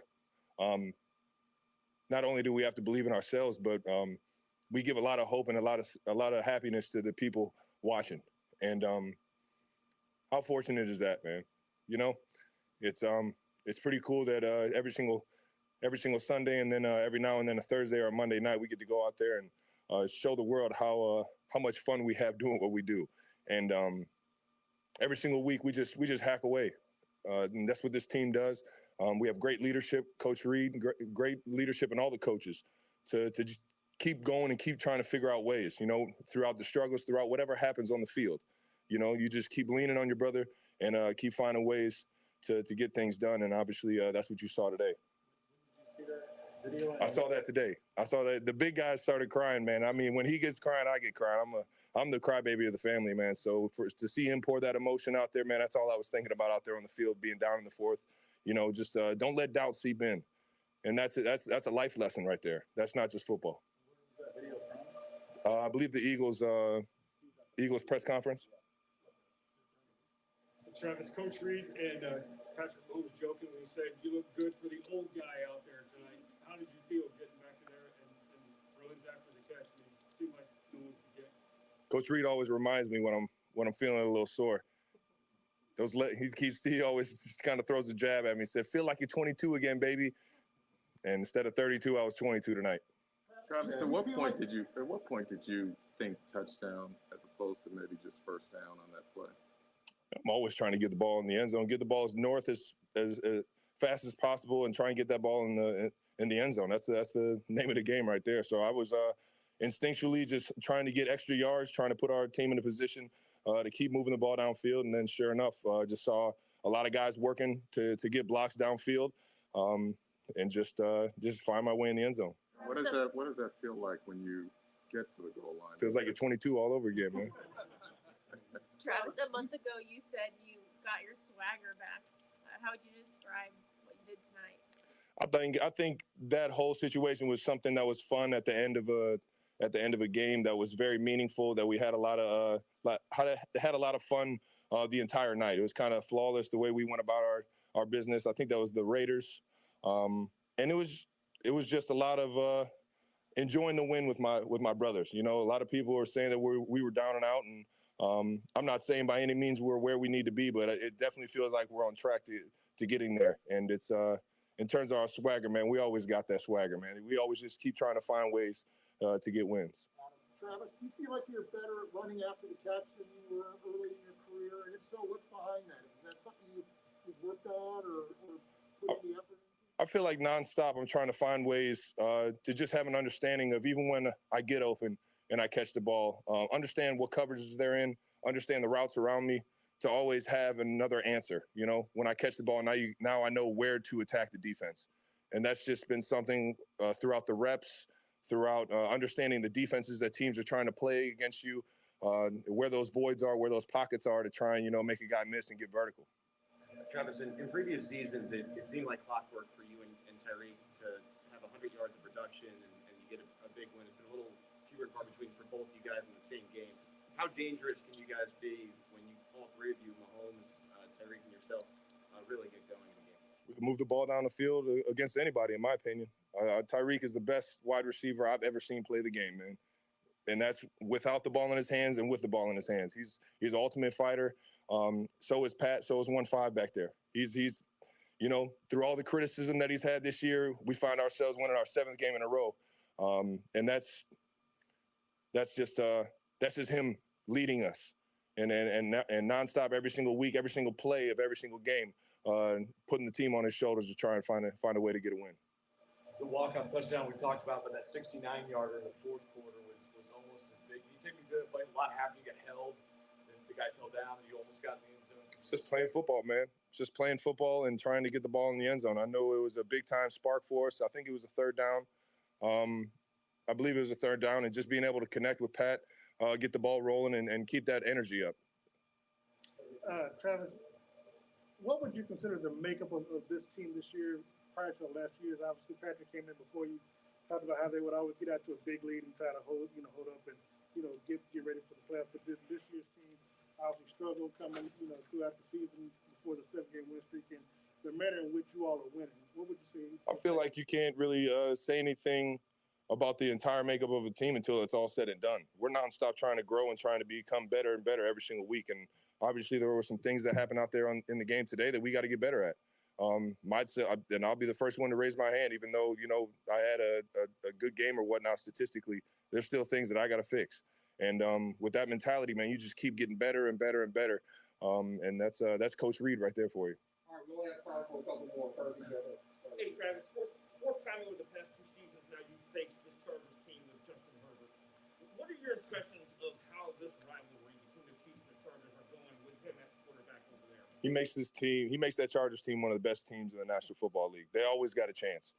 And coming from a guy who has the best quarterback in the league, myself, when you have a guy back there as special as Pat, you always have a chance to win a football game. That's all you can ask for right there. A lot of teams don't have that guy, and they got to find other ways to win football games. But when you have the guy holding the football every single play, being special, man, you got a chance, and that's what the Chargers got.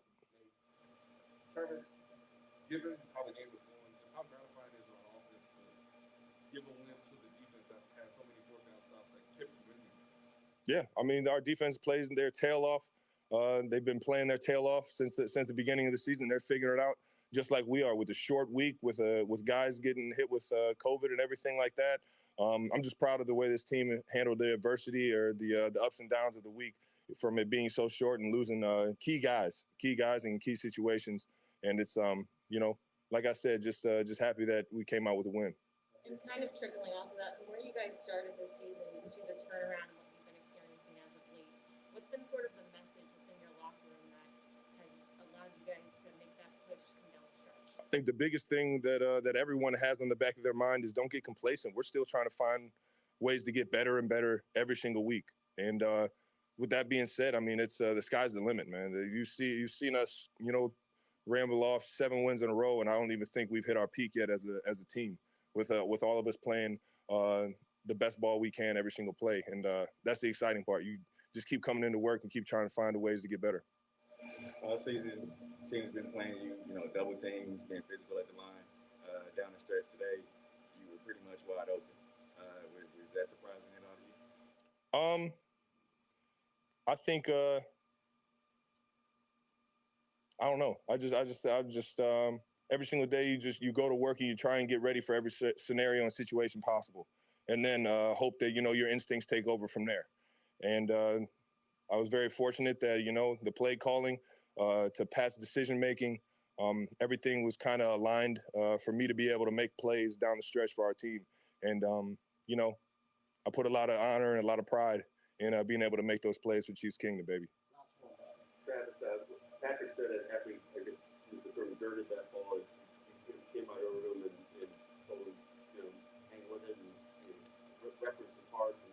And I wonder what you did say and what it says about him that you see him over and over again come back through after maybe some rough moments.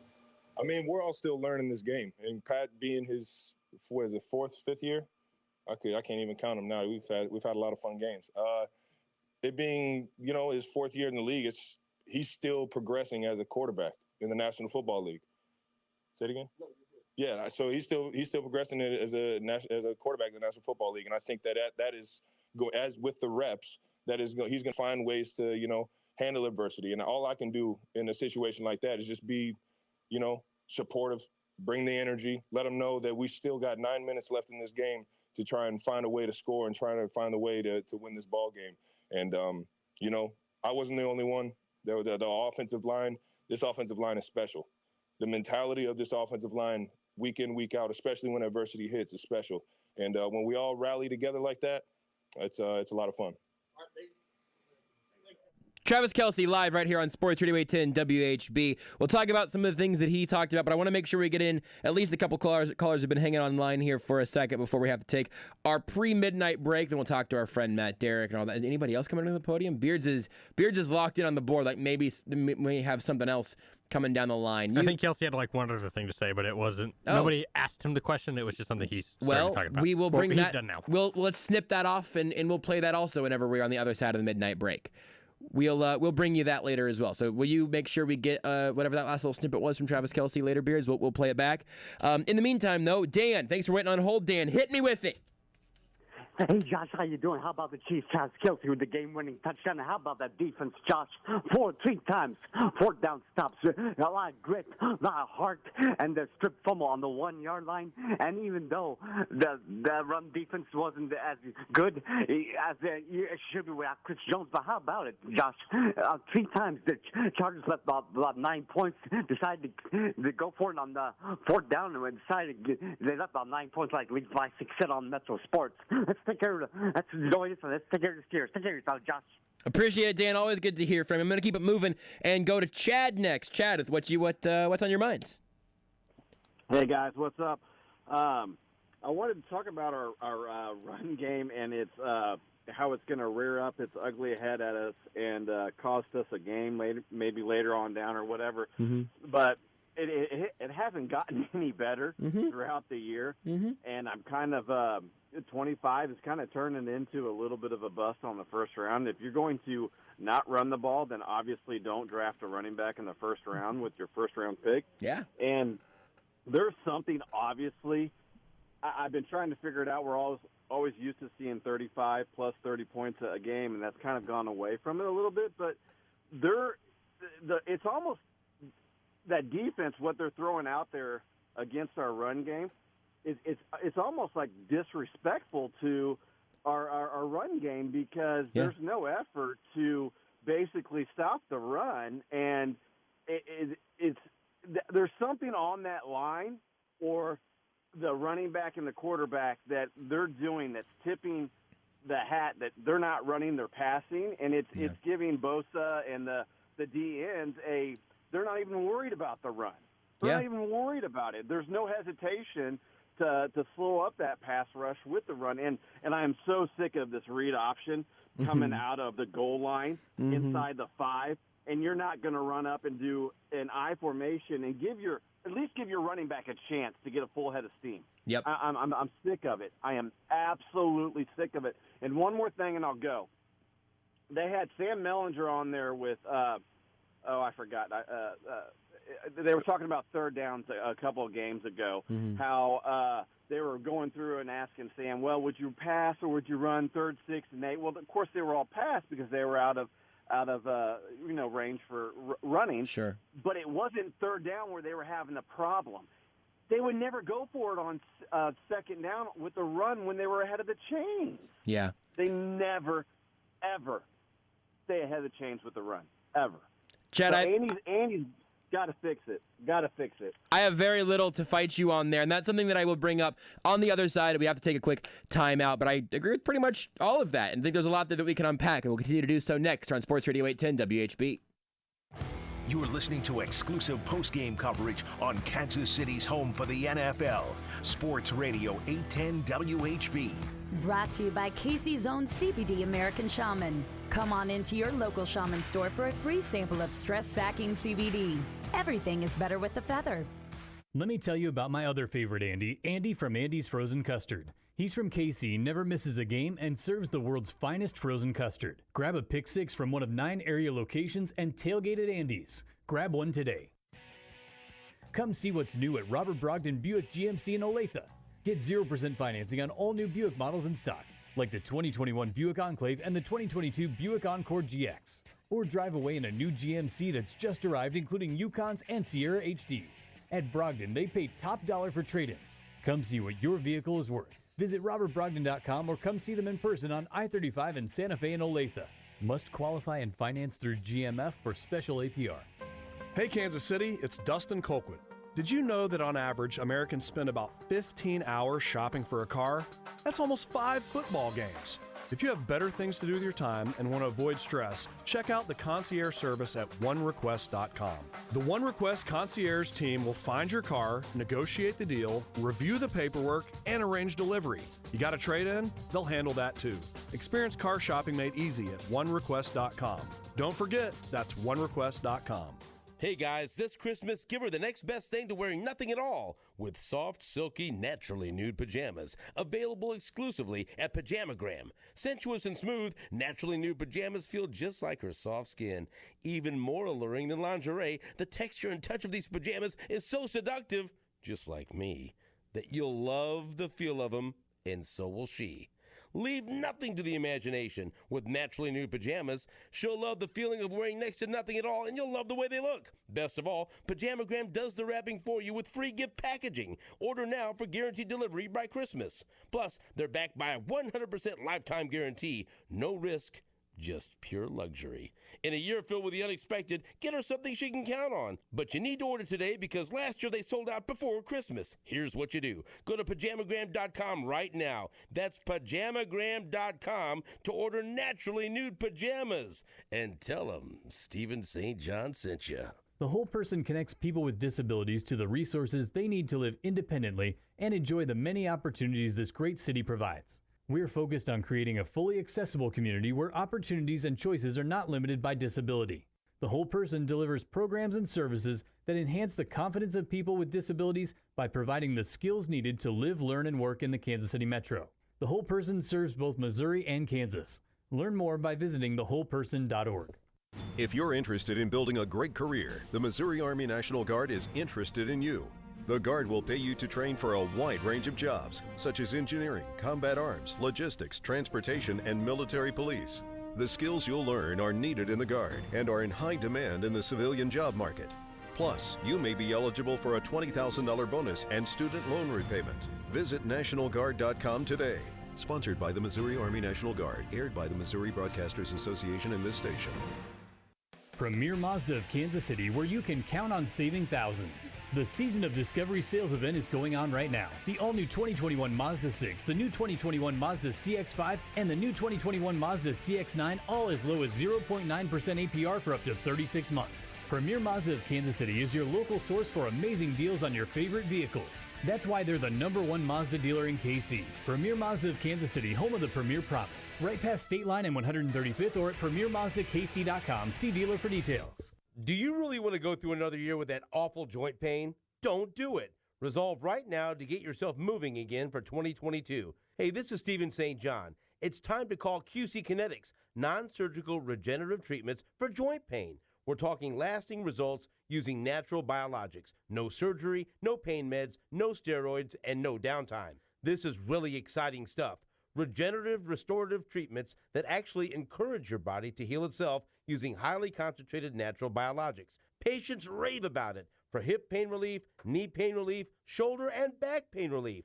Don't let them keep giving you steroids. And don't let them tell you surgery is your only option. Get a free second opinion at QC Kinetics and imagine life in 2022 without pain. Locations in Gladstone and off 435 and State Line. Call the local medical professionals at QC Kinetics now. 816-412-6299. QC Kinetics. There's no gift that's more beautiful, more versatile, and more meaningful than a beautiful piece of jewelry. And there's no better place to shop than Diamonds Direct, where making memorable moments is our specialty.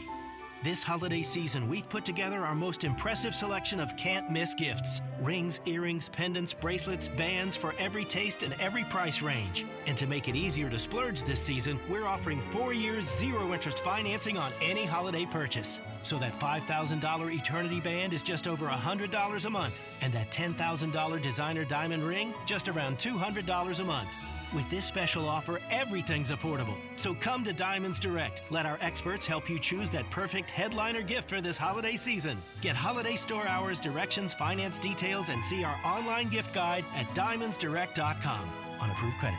At 119th and Row. Unlimited RV is the highest-rated RV dealer in the Midwest. We're also the home of the lifetime warranty and where you'll always buy at the lowest prices. Unlimited RV sits on over 10 acres with over 300 campers from over 30 brands. No wonder Unlimited RV is Kansas City's 5-star rated RV dealer. Stop by and see them today or visit unlimitedrv.com. That's unlimitedrv.com, the home of the lifetime warranty and Kansas City's highest rated RV dealer in the Midwest. Unlimited RV. Let me tell you about my other favorite Andy, Andy from Andy's Frozen Custard. He's from KC, never misses a game, and serves the world's finest frozen custard. Grab a Pick 6 from one of 9 area locations and tailgate at Andy's. Grab one today. WHB Kansas City. 2nd and 9. Mahomes has plenty of room. Still rolling. Out of bounds inside the 10, 1st and goal. That play felt like a little bit of Mahomes magic. So it is our Mahomes magic moment, and it's brought to you by BOK Financial. Whatever you want your company to be, there's BOK Financial. Be ready with BOK Financial, member FDIC. I try to really enunciate the letters there so you don't hear me say like the words BOK. It is the letters of the alphabet. B, period, O, period, K, period, Financial, member FDIC. Appreciate our friends over at BOK Financial, and even if I accidentally turn their name into a sentence, I'm sure they are happy to be a part of the Sports Radio 810 WHB Postgame Show. We're certainly glad to have them. We're going to talk to Matt Derrick of Chiefs Digest in just a little bit, but not until we get to the callers on the line right now. Kicking it off with Greg. Greg, thanks for waiting on hold. 3428 left you feeling how exactly? Josh, season's greetings and salutations. Back to you, sir. First of all, I'm going to say this. Congrats to the Chiefs for getting the W.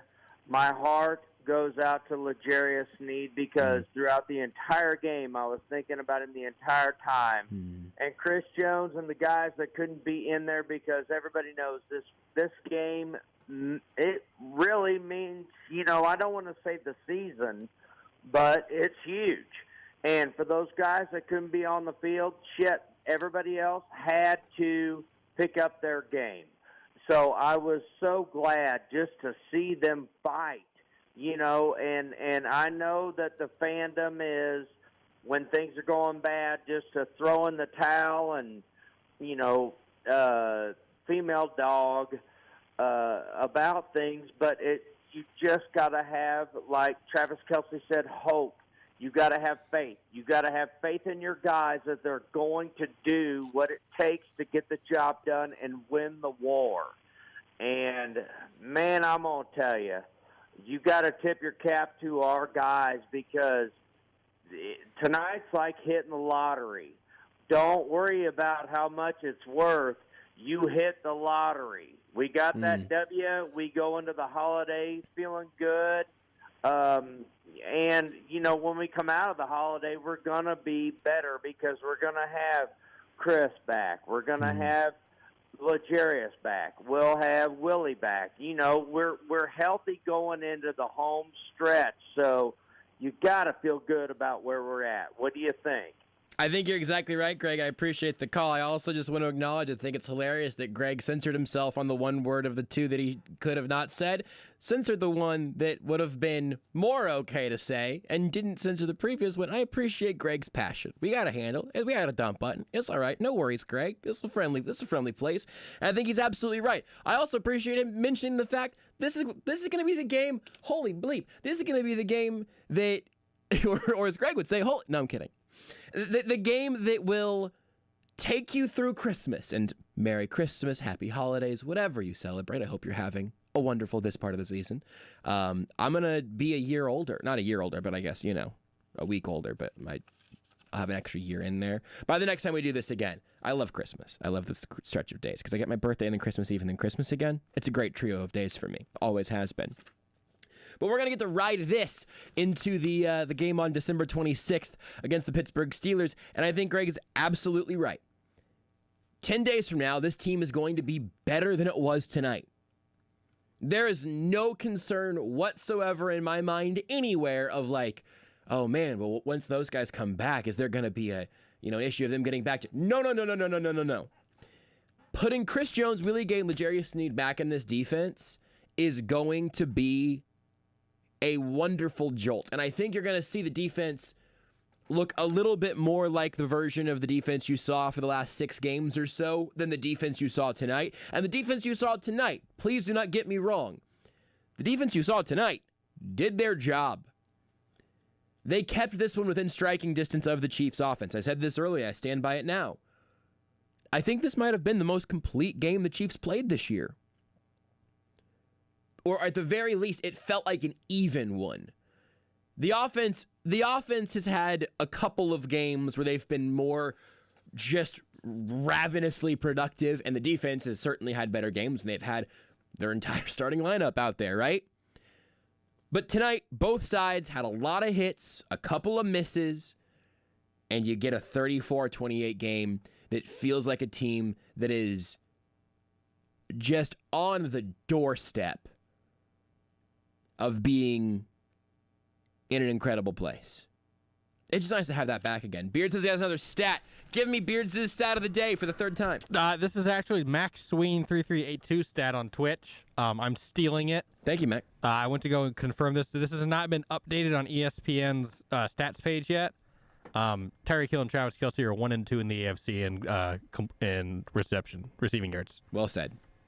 I got there. Matt Derrick also tweeted that out, actually, so I can cite him as well. We can cite Mac and Matt. Yes, Tyreek Hill and Travis Kelsey, and they've got an extra game over third place right now, which is Jamar Chase. Fourth place is Keenan Allen. But right now, with the advantage of the early game in the week, Tyreek Hill with 1,178 yards and Travis Kelsey on the back of a couple of quiet games has 1,066. That's good for best and second best in the AFC. Did we also mention the fact that Travis Kelsey then has his 7th consecutive year of 1,000 yards? I think it might be 6. I did see this earlier. Find that for me. Just search. Go Travis Kelsey 1,000-yard on Twitter, Beards, and you'll get the exact. I'll just go to basketball reference. Okay, people have tweeted about it. You'll be able to reference. You'll be able to. No, just it's all basketball to you. 1, 2, 3, 4, 5. This will be his 6th. And also, I think he would need something. This might have been a Matt tweet as well. We'll talk to Matt here in a little bit. I think he's something like 350 yards away from the single-season receiving record for a tight end, which I think he's broken now. 47 times. I mean, he's just. Can you hear me? Wow! I hope you can hear me just waving papers around, just gesticulating. Because I have a hard time putting words. Kittle 1,377. So that puts him. I have a hard time putting Travis Kelsey's performance into words. So about 300 yards behind, yeah. And he gets an extra game here, so this might be the one that is really tough to put. He's about at 1,075 right now. Yeah. So about 300 yards. 1,066 to be absolutely precise. Incredible. Kelsey's good. I'm starting to think that is true. I've been really slow on the uptake, but I think Travis Kelsey, good at football. One more caller before we get to Matt Derrick. Sean, that's you. Tell me how you're feeling here after an overtime victory. Sean, this is Sean from Jersey. Yeah, Sean, what's up? Oh, hey, bud. Yeah, Merry Christmas, because this feels like a Christmas win. It does. Can I not say that these two fourth-quarter drives in the fourth quarter by Mahomes were not Tom Brady-esque, kind of? The way he carried the team back from being down, tied it up with the two-point conversion, got the other touchdown to go ahead to bring it into overtime, and then just to go into overtime and drive the offense down the field and score a touchdown was unbelievable. Unbelievable. I mean, this we have a franchise quarterback, a Hall of Fame quarterback. And tonight, seeing this performance by the offense when they were down going into the fourth quarter, not giving up, the defense not giving up. They made a big stop in the fourth quarter. I think when we were tied 28-28 to not let the Chargers get in position to make a field goal or anything like that. But it was great. It was great to see, and it was great to see Mahomes just, orchestrate the offense. Andy Reid dialing up plays. This was probably one of the best wins I've seen in Kansas City era besides that comeback in the Super Bowl versus the 49ers. And, we just looked very good tonight. So, I'm going to listen off air and listen to you guys. But, man, I'm very excited the way this team, the way they're heading, the direction they're going. And I believe in my heart we're going back to the Super Bowl. Go Chiefs. I'll listen off there. Thank you, guys. And if I don't talk to you now from then, happy holidays. You too, Sean. Thank you for the call. And I think you have all of that right, man. You should feel that way right now. You should feel very free to feel that way because you did get the performance you did tonight. And the thing about Patrick Mahomes and the thing that we talked about whenever he did it some in his first season as a starter, when he did it on the way to a Super Bowl victory in 2019, on the way to an AFC Championship victory, and obviously a lost Super Bowl in 2020, Patrick Mahomes has had a sense of inevitability whenever he has the ball in his hands. This entire offense, Mahomes, Reid, Hill, and Kelsey, whatever order you want to shuffle those around into, have an aura of inevitability whenever it comes to a drive like this that I'm not sure I've seen anywhere outside of Tom Brady, Peyton Manning, that kind of guy. It's incredible. It's a wonderful. It is a fabulous gift that we have here. This is the Sports Radio 810 WHB Postgame Show. It's brought to you by the Missouri Lottery. Remember to play it forward with the Missouri Lottery. More play and more power with Powerball with Double Play. For an extra $1, players have the chance to win up to $10 million in a separate drawing. Missouri Lottery. Play responsibly. It's also brought to you by CBD American Shaman. When Kansas City scores, you score big at your local CBD American Shaman. Our team's score is your % off. They scored 34 points, so you get 34% off all day tomorrow. CBD American Shaman, because life is better with the feather. I mentioned that Patrick Mahomes is a great gift that we all are just blessed to be able to watch play football in this city. Would say all the same things about our dear friend Matt Derrick of ChiefsDigest.com. You can follow him on Twitter at Matt Derrick. You can read his work at ChiefsDigest.com. He's been on a tear today. This is a big Twitter day, I think, for Matt. I don't know if it's just that he's been on top of all the numbers here. He's been on all the observations. He's had everything that you need, unless you need somebody to help with a few particular things around the house. If that's the case, you don't need Matt Derrick. You need Bob Hamilton Plumbing, Heating, Cooling, AC, Router, and Electrical. You better buzz Bob. Now offering electrical services, panels, wiring, generators, updating fixtures. They do it all, offering a whole home electrical inspection for just $99. Call 888-4BOB. Remember the 913. Matt Derrick, how's your heart, your blood pressure, your heart rate? Do you have a headache still? I think mine started to go away, but it's taken a while. How you feeling? I'm feeling okay. I'm just trying to figure out how to freak my gourd. Are you gonna make me explain this now? I gotta find the tweet. Hold on. Go ahead. I'm just puzzled. But no, all of those me things, too. You know what? I should not have high blood pressure or a high pulse rate as a reporter watching this game because I'm supposed to be objective and right. I don't care what happens in theory. But dang, that was something. It was unbelievable. And look, I think, we could talk about rooting interests and media or all of that as much as we would want. I don't really want to do it at all tonight in particular, but in the off season at some point, remind me to have that conversation. I think it's interesting. But man, you could be a Vikings fan and watch that game tonight, and I think it would do something to your heart rate. A real quick gourd freaking background. I didn't see this tweet till recently, but the established girlfriend Renee, the esteemed girlfriend Renee is what I meant to say. Established also, I guess. She tweeted, JB Brisco is doing postgame on Sports Radio 810. I'm not going to listen because I live with him, and silence is a blessing. But you totally should. He's gonna freak his gourd. And I'm not totally sure what that means either. I'm pretty sure that my gourd is my head, my brain, something like that. I'm going to flip out, But she's cooler than either of us are, which is not surprising. I figured it was some sort of cool, either one, inside joke, or two, some sort of hip, cool phrase that I just didn't know. I mean, you and I are in the same boat on that, if that makes you feel any better. And I think it's the latter. But you feel better. Okay, good. That's what I just, we had this conversation in the media room a few days ago. There are movies I haven't seen that make you think that maybe we'll never connect again. What I'm trying to offer is that both of us are too old to keep up with all of the cool lingo that Renee learns from Reddit or whatever. Well, as someone once said in Lethal Weapon 2, I'm too old for this stuff. I bet that movie sounds pretty good. When was that from?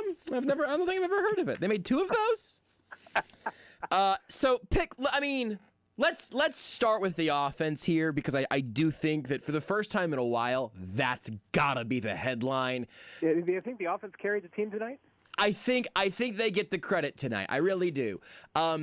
You get a couple of game-tying drives, then the game winner, 2 enormous plays from Travis Kelsey, some enormous plays from Tyreek Hill, some enormous plays from Patrick Mahomes. Navigate that for me.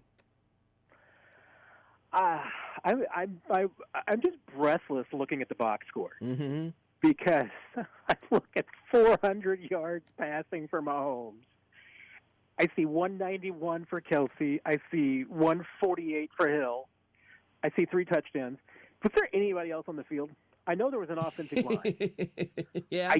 I know Mike Burton was out there doing some Mike Burton things early in the game. Absolutely, yes. Other than that, was there anybody on the field? Okay, Belldozer had a snap. You know, he had the quarterback sneak. Probably should have had 2. I know McCole Hardman was out there because I thought he deserved a touchdown and a 2-point conversion. Perhaps, yes. Saw him those 2 plays. But other than that, I mean, do you need anything other than those 3 guys? Not really. Not on a night. Not for 22 for 339. That would have been a fine stat line for Mahomes just throwing to those 2. Yeah, that's. I mean, I don't know. I'm speechless. I really am, because I mean that was just 3 guys in the fourth quarter in overtime that were just basically saying, we're not losing this game. Yeah. This is it. We're going to go do it. And those 3 guys got it done. I mean, you know, and I'm not saying it was all by themselves. I mean, sure, of course they had help. But, I mean, that was just 3 guys deciding to drag this entire team to a win. And that was pretty impressive, if you ask me. I don't want to get way into the future, because I think the present of this game tonight is a fabulous place to be. But do you think that is sustainable? Did what you saw tonight, is that something where you go, yeah, I mean that's this team back at its best, or are you going to withhold a little bit of judgment for fear of, I don't know, needing another piece of weaponry later in at this point? Now we can, I think, have the conversation of like deep into the playoffs. I mean, it's only not sustainable if something happens to one of those 2 guys. Because frankly, honestly, I mean, this is what the Chiefs have been. I mean, it's been those 3 guys. Not that occasionally they haven't had some other guys, you know, chip in and help out and everything. But even last year, you know, once they got to the stretch run, I mean, it was Mahomes, Kelsey, Hill. That was all that it was. And, yeah, I mean, it certainly would make life a whole lot easier if they could get something established on the ground on a game like tonight, so they could take a little bit of the pressure off Mahomes. I thought I was you know, on the final touchdown to Kelsey, I was surprised that, you know, that even with the clock situation and everything, you know, well, I mean, I've completely lost my mind, Josh. That's okay. It's after midnight. One of our callers said the word that Patrick Mahomes said in his press conference tonight. I'm not going to do that to you. That's all right. We're flying by the seat of our pants.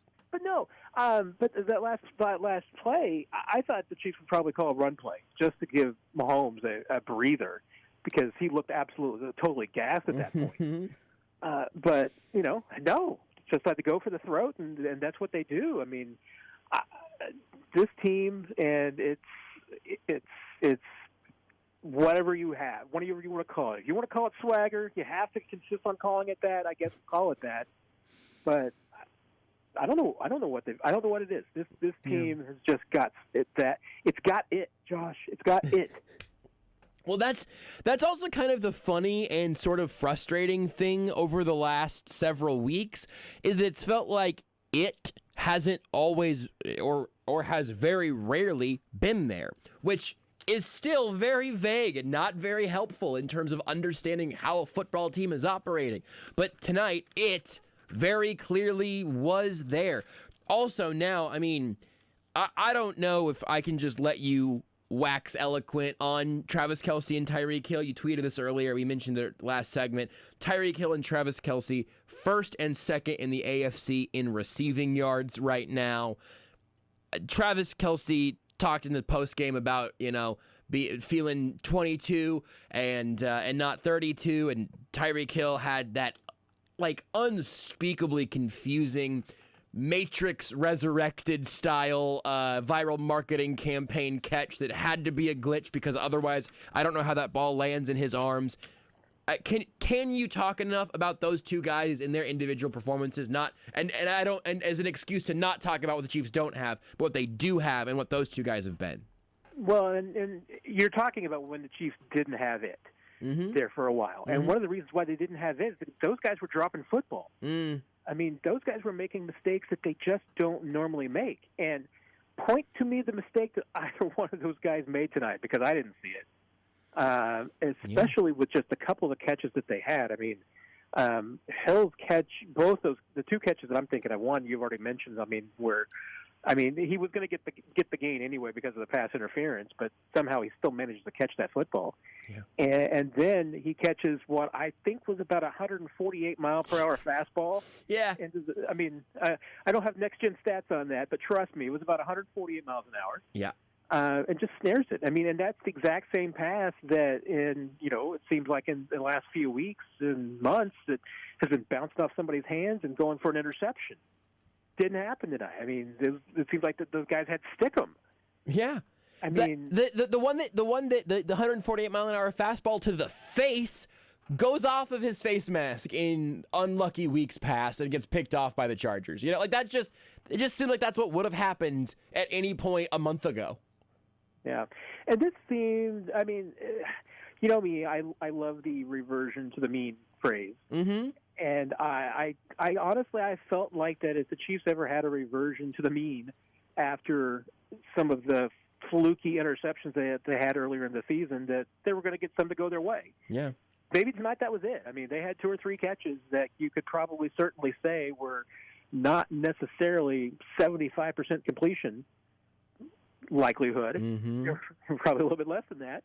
And they made those plays tonight. So maybe there's a little bit of balance there, or maybe it's just simply a little bit of just Chiefs going back to who they are. And if that's the case, then look out. I mean, 7 in a row. The offense looks like it's percolating.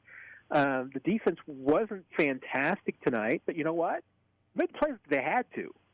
I mean, and that was the one thing they did not do against the Chargers in Week 3. I mean, if both of these games you narrowed them down to like 3 or 4 plays, then the Chiefs didn't make any of them on defense in Week 3 against the Chargers. And tonight they made almost every single one of them. I mean, that's, to me, I mean, if that's what you're going to get from the Chiefs now in the next 3 games and into the playoffs, as the offense plays like this and the defense makes plays when it has to, they're going to make a deep run. I don't know if this is important for us here tonight, or I think it will be important for the next several years.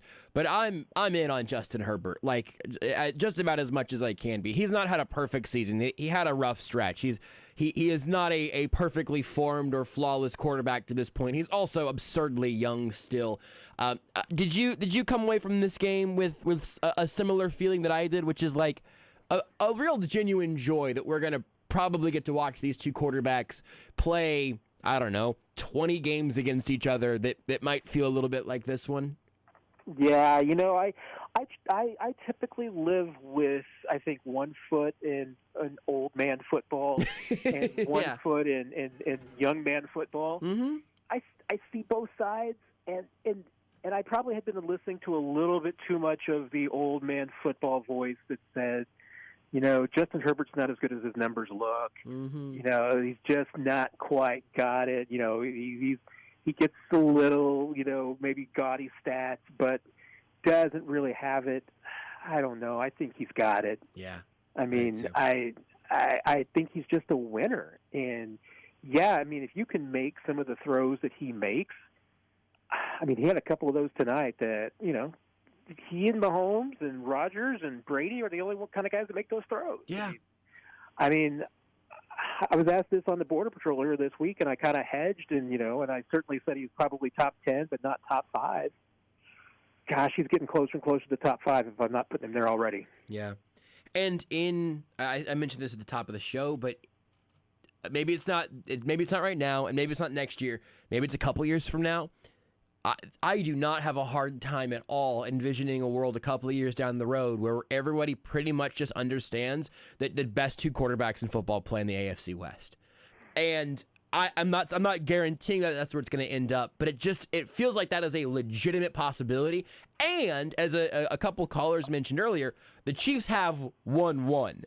not the two best quarterbacks in the league could end up in the same division, but I don't really see the world in which Patrick Mahomes isn't the one at the top of that list, which for me, and I think for Chiefs fans, I think for Kansas City, is about as beautifully as you could write it up, because you're going to get a rivalry, hopefully for a very long time, between two hopefully excellent quarterbacks, while you have the one that everybody would take over the other by just at least a nice little margin there that is going to make all of these games an absolute blast for however many years they play. I'm ready to watch this game again, I think. Maybe not tonight, but maybe tomorrow. Yeah, I'm ready for this, right? I'm ready for this. I'm ready for this for the next 10 years. I mean, this is and that's what I think is the cool thing about this to a degree, which is that, what was the last great rivalry we had in quarterbacks in the NFL? Probably, say, Brady Manning. That's what I would have said. Yep. Those battles were great. But you know what? They didn't happen necessarily every year. Mm-hmm. And sometimes it was in the playoffs, But, I mean, these two guys are going to see each other twice a year, every single year. Yeah. I mean, you just don't get two quarterbacks in the same division. And I'm just, I don't know whether I'm praying or begging that it doesn't happen. That you end up with like Aaron Rodgers in Denver next year. And it just becomes, yeah, a whole other kettle of fish. Yeah.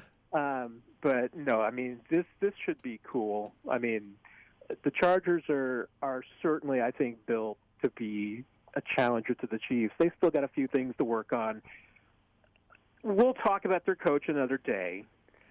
Oh, I like a lot I'm of willing, things about Brandon Staley. I'm willing to. You mentioned that you have a foot in old man football, and I was going to take that as the segue, but then I got distracted by the quarterback thing. What is the last? What's the last? I mean, I'm just looking at the divisions right now and trying to think of a time where you've had multiple years of great quarterbacks in the same division, and I'm going to say two names that I'm looking at this list have come to mind, and I'm not putting them on the Brady Manning level by any means, but like Romo and Eli probably played a bunch. The last time I had this conversation with someone, I think we ended up going back to Jim Kelly and Dan Marino. Goodness. As really, trying to find the last great combination in the same division. Because some of them, they just don't quite match up in eras. Like, you would think that Drew Brees and Matt Ryan, like, they were, had their excellences, but I don't think they ever felt like the perfect rivals or whatever. Cam was an MVP while Drew Brees was playing excellent football in New Orleans, but I don't know how long it has to last for that all to count. I don't know. Anyway, tell me why you hate Brandon Staley, why you think he's a big dumb idiot, and that you could do a better job coaching the Chargers. I will jump all over one quote from him tonight as where I think that he's flawed as a coach. Okay. And that is when he said, scoring touchdowns instead of field goals is the quickest way to win. There is no quick way to win. You can only win. Right. You can't win games fast. Right. And most of the time, if you're trying to win games fast, I will tell you this. You're probably going to lose them.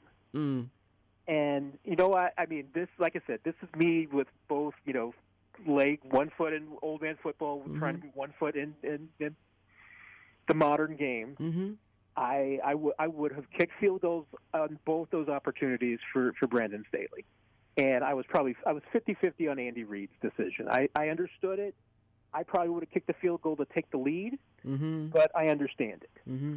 But, I mean, I think there's a difference between I think we sometimes in this modern age of football, I think we confuse aggression with smart. Mm-hmm. As I saw someone make an argument earlier, and I disagreed with their conclusion. I agreed with the premise, which is that they're not the same thing. Right. And I think that where I fault it, is that it doesn't always consider what happens next, because not every decision is in a vacuum. Sure. And to me, I thought that Staley absolutely gives away the momentum, because he got 3 free points minimum given to him on that opening drive. And when the Chiefs defense gets that stop, all of a sudden they feel pretty good. And the Chiefs roll on. And then probably could have put that game away, early if they hadn't had a couple of good drives that, followed up and didn't have few stinker drives there in the first half. Mm-hmm. But let's face it. I mean, Andy Reid is right. This is an emotional game, and we know it's an emotional game because you and I are both emotional about it. Right. You're right. And it's not just in stats. Momentum, whether we can define it or not, emotion, whether we can define it or not in a football game, exists. Mm-hmm. And I think that's where, coaches that rely just strictly on analytics can make mistakes. And there's probably, I will grant you many times, that coaches that maybe rely on their instincts and guts make mistakes too. Yeah, the momentum thing, honestly, for me, I think is maybe one of the less convincing elements, at least of this game tonight, because by the time that all of those lost drives had been accounted for, the Chargers were still up by a point. That first drive ends in a touchdown if Donald Parham doesn't suffer a remarkably fluky, horrifying, traumatic brain injury. And I would be happy to criticize the play calling on the other two, where it seemed like the entire point of those play calls was to have Justin Herbert hold the football for as little time as possible, which would not have been my strategy with how he had gone there. But what I could just do is say we could talk about this some other time, and then if I ask you another question, then I by default get the last word, and I can even talk bleep after I hang up on you. So I have all the power. So I'm going to actually defer it a little bit and say, I think the play call in the second two were not very good. I think the play to Parham should have been a touchdown without a horrible fluke, and that they never seemed particularly stunted by a loss of momentum. And I don't know that the Chargers are where they're at if they don't have this as a part of their DNA. I don't know that they beat the Chiefs the first time. Maybe if they just if they kick field goals every time instead of in those situations, maybe the Chiefs win in week 3 and lose tonight. But ultimately, the thing that I think that gives me the most fatigue in this conversation, which is not something that you are doing, is the absolutism of a incredibly zoomed in look of, well, look at what happened tonight, when I don't know that that's a fair way to judge an overall strategy. When Anthony Hitchens said postgame, hey, that's just a part of their game plan. It is a form of aggression that they have as a part of their DNA as a team. And sometimes that's going to have huge payoffs, and sometimes it's not going to work in the way that you wanted it to. And that doesn't really bother me any, or at least nearly as much as it bothers some of you olds. It does. I don't know if it's necessarily I can say that it bothers I don't think it doesn't seem to me like it bothers you. There are other people that it seems like it bothers, and I'm not, but that's not you to me. I mean, it doesn't anger me. Yeah. I mean, it's just a matter of, I don't know. I still see this game as a bit of a chess game. Sure, yeah, absolutely. And that, you have to consider that, the actions that you take early in the game are going to have an effect on the end game. Yeah. And nothing is in nothing is in a bubble. Nothing is in isolation. And sometimes, especially with analytics, sometimes we take the narrowest of margins and take some gigantic conclusions from them. Mm-hmm.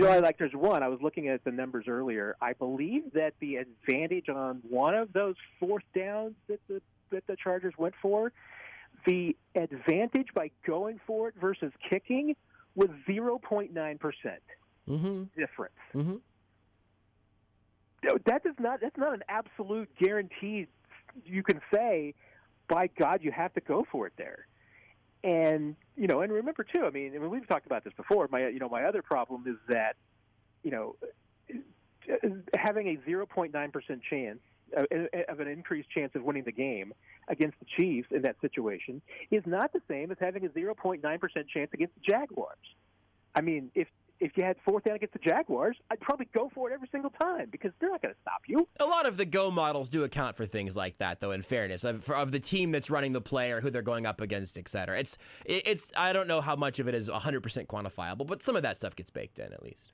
And there's a lot of different models that are out there. Sure. I mean, for instance, I'm partial to a model that goes on estimated your expected points out of it, but not in the sense that some of the models consider. I mean, my belief on it is, okay, how many points are you going to get out of this for a field goal versus what's my benefit?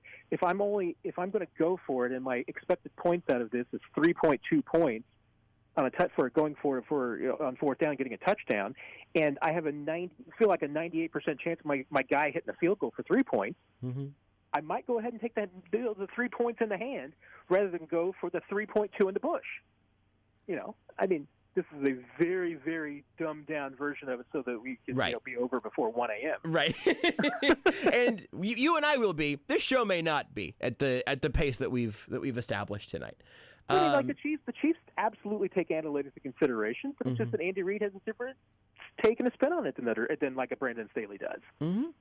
And I don't know that either one is necessarily right or wrong. Yeah, I think that's fair. There was a tweet from Patrick Brennan earlier tonight that I really liked. He said, as a Chiefs fan, I was hoping the Chargers would punt/kick after every fourth down. Even though it helped the Chiefs in hindsight, I wanted that offense off the field in short yardage every time. Chiefs fans are lying if they say the opposite. Those were the correct calls. You can take issue with the last two sentences if you want. But the process there, I 100% would vibe with to say, like, if you're gonna say, here are my options. The Chiefs' defense either needs to hold up for one play against that offense, or they could just punt it back or take the 3 points or whatever. From the Chiefs side of things, I would be more afraid of that offense staying on the field.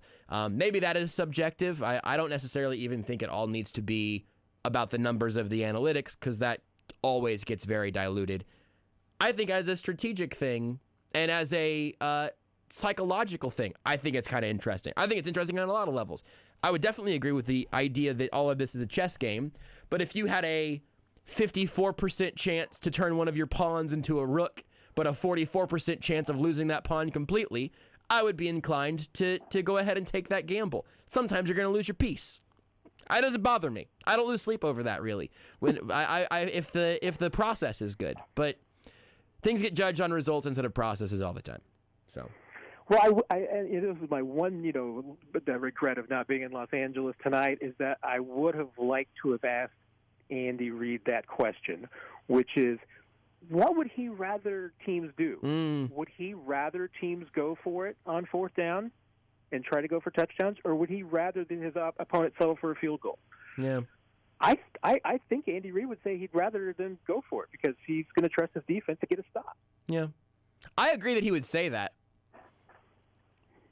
I'm not sure how much more of that I would be that confident. But I agree that that's what he would say for sure. I think that's the right thing to say for a head coach. Maybe he would even believe it. Who's to say? Matt, it's always good to talk to you, even though I am going to call you so many horrible names as soon as we hang up. But you knew that whenever you picked up the phone. You knew this was going to get ugly, but I, of course, am only going to do it behind your back. Well, see, but the great thing is that when you say things like that, then I can tweet about you. So it all balances out in the end. Matt, my preferred. You said what your preferred model was. My preferred model. What's your preferred model? The Matt Derrick model. Thank you, Matt. Thank you, Josh. A supermodel in his own right. Matt Derrick of ChiefsDigest.com. You can follow him on Twitter at Matt Derrick. You can read his work at ChiefsDigest.com. That mother effer! He just hung up, so I can say I hate him. I don't. I love Matt Derrick with all my heart, and you can hear me say that because it's true. 54% of the time. We'll take a break here on the Sports Radio 810 WHB Postgame Show. Beards is falling asleep on the board. We got to bring you... Oh, we have Andy Reid, Patrick Mahomes, Brandon Staley. So many... All those guys are going to have some very interesting things to say. We'll talk about them whenever we come back from the break here on the Sports Radio 810 WHB Postgame Show. It's presented by the Missouri Lottery. Remember to play it forward with the Missouri Lottery. More play, more power. Powerball now on Monday, Wednesday, and Saturday. And brought to you by CBD American Shaman. Free CBD samples every day. You're listening to exclusive post-game coverage on Kansas City's home for the NFL. Sports Radio 810 WHB. Presented by the Missouri Lottery and CBD American Shaman. Listen up, sporting fans. Central Bank of the Midwest invites you to score a better banking experience with our new sporting checking account. Now you can show off your team spirit at the match or on the go with the official sporting debit card. Plus, you'll gain access to Central Bank's award-winning mobile app with more than 30,000 reviews and a 4.9-star rating. So, score big today by opening your sporting checking account at any of our convenient Central Bank locations or by visiting sportingchecking.com. Member FDIC. Hear exclusive Chiefs coverage every week from the best in the business. Only on Sports Radio 810 WHB. Trent Green, Adam Schefter, Tim Grunhard, Adam Teicher, Matt Derrick, Adam Kaplan, Chef Shadia, Nick Leckie, Gary Barnett, Sam Mellinger, Bill Moss, Mark Bowrichter, Stan Weber, Sam McDowell, Seth Kaiser, Blair Kirchhoff, Kevin Harlan, Field Yates, Jesse Newell, Cynthia Freeland, and Andy Reid and Patrick Mahomes. Sports Radio 810 WHB. Hey, Kansas City, this is Stephen St. John inviting you to check out my new podcast, Hot Mic with SSJ. You want to hear the real the stuff we can't say on the air? We only have 2 rules on Hot Mic: no sports, and we don't pull any punches. You can watch Hot Mic with SSJ on YouTube or listen on Spotify, Apple Podcasts, or wherever you get your podcasts. Brought to you by Patrick Carter, Farmers Insurance. Check him out online at kcfarmersagent.com. Hey, it's Bob with Culligan Water. Most of you get your water from water treatment plants, but some of you source your water from a well. Your water may have excess levels of bacteria, iron, or even arsenic. The good news is, I can help. Water problems, big or small, I treat them all. Contact me, Bob, at CulliganKansasCity.com/Bob. That's CulliganKansasCity.com/Bob. Let's talk about how to better your water. When you think of better water, think of Bob with Culligan Water.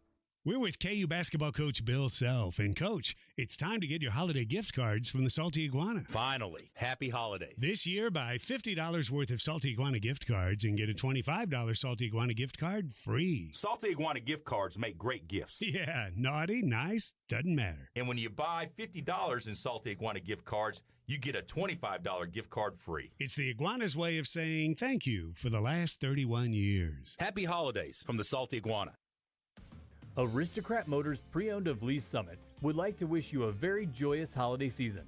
Whether you purchased a vehicle or not, we want to thank all of you who have visited our dealership during the last year.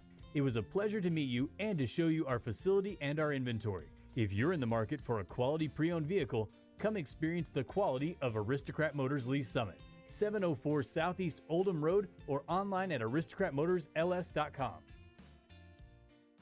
This holiday season, help those less fortunate by donating to City Union Mission's Drop Zone at the Inn at Meadowbrook. Let's help out our homeless and low-income neighbors in Kansas City. The simplest gifts are extras they just can't afford. Look for the City Union Mission barrel in the front lobby at the Inn at Meadowbrook, located in the heart of Meadowbrook Park in Overland Park, Prairie Village. But you can help bring hope to them this Christmas by donating to City Union Mission's Drop Zone at the Inn at Meadowbrook.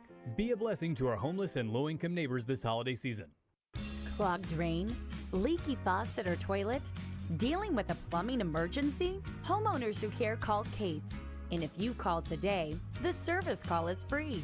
Call Kate's at 913-888-4470 or visit katesheatingandcooling.com to schedule your plumbing appointment today. And the service call is free. 913-888-4470. Kate's Heating, Cooling, and now Plumbing. Service makes the difference. Well, guys, you did it again. Even though Christmas is on the same date every year, you got busy, and now it's crunch time. And you got nothing for her. Well, that's not exactly true. You got me. This is Gene at House of Diamonds, where there are 3 things we do better than anyone else. We have better diamonds at better prices than even the online guys. We have the most skilled and technologically advanced custom jewelry shop within 200 miles. And no one, I mean no one, personally takes care of last-minute shoppers like I do. Hey, until I opened House of Diamonds, that last-minute guy was me. So I get it. Come in and see me. I'll show you a collection of one-of-a-kind pendants, earrings, bracelets, and rings that will blow her away. She'll think you started working on this back in July.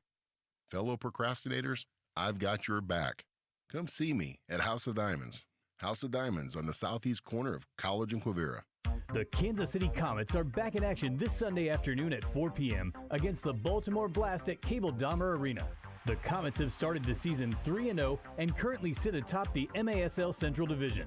Kansas City Comets soccer is fast, furious, high-scoring action for the entire family. And parking is always free at Cable Dahmer Arena. Get your tickets today by calling 888-9-COMETS or by visiting Ticketmaster.com. Hot winter nights return this Sunday at 4 p.m. as the Kansas City Comets take on the Baltimore Blast.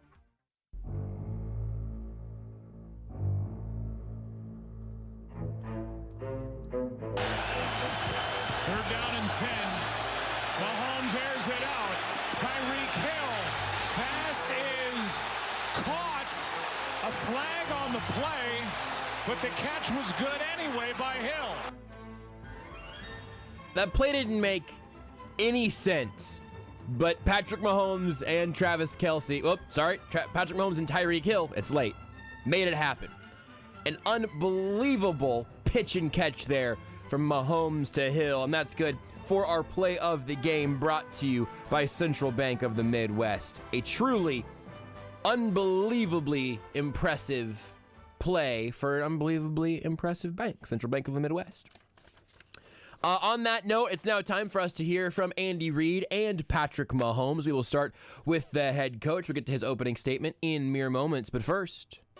Andy Reid is presented by Robert Brogdon Buick GMC and Robert Brogdon Olathe Kia. Visit BrogdonAutomotive.com.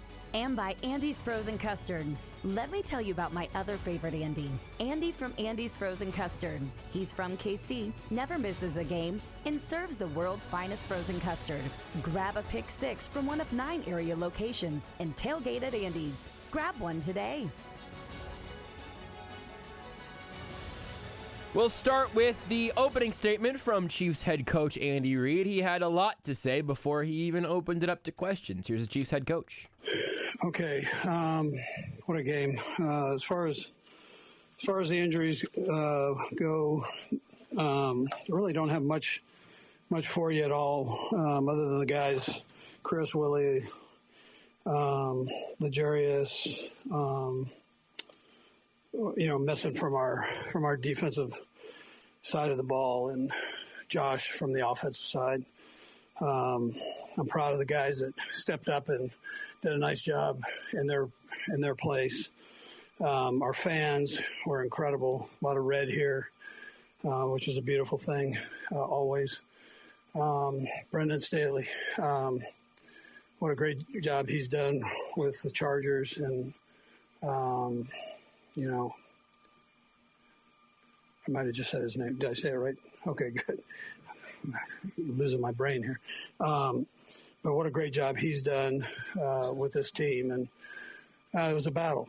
It was like two heavyweights going after each other, and we were able to have the ball last. My echo's off to Melvin Ingram for winning 2 coin flips.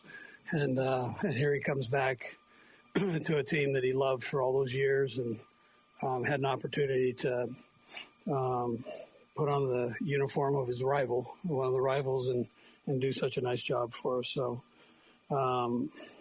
Nick Bolton on defense had a nice night with 14 tackles, and Yang stepping in at tackle, back in at tackle, and did a good job. He kind of persevered through some ups and downs. He's going against one of the better defensive ends in the National Football League, and he got him a couple times, but he also, Yang, hung in there and got him a couple times. So it was a great battle to watch.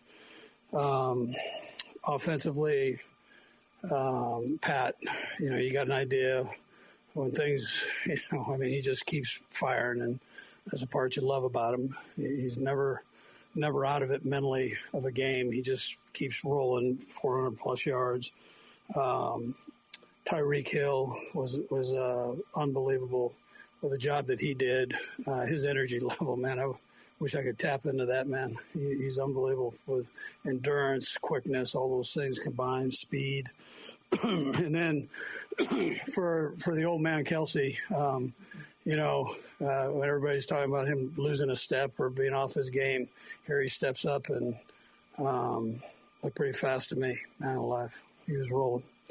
So listen, the offensive line, defensive line, this is one of those games everybody did good. The coaching staff was incredible. There was never any panic on the sideline, which I appreciate. And EB had a great game plan, as did Steve Spagnuolo. I mean, that defense is rolling right now, and his preparation has been tremendous. And then Dave Tobe, after that first one, he made a few little corrections in there, and special teams took off from there. So, anyways, with that, time's yours. A lot there to unpack from Andy Reid, from Melvin Ingram getting the coin toss right in overtime, Lucas Niang stepping back into the starting role at right tackle. Forgot to mention that earlier. Like he said, in a game like this, you can give a little praise to just about everybody. So we'll keep it moving. Andy Reid here asked what his message was to the team and then to Mahomes as well, after the Chiefs forced a fumble there at the goal line, subsequently turned it back over, leading to a touchdown. I said we got a lot of time left. The guys know. They know when they make a mistake.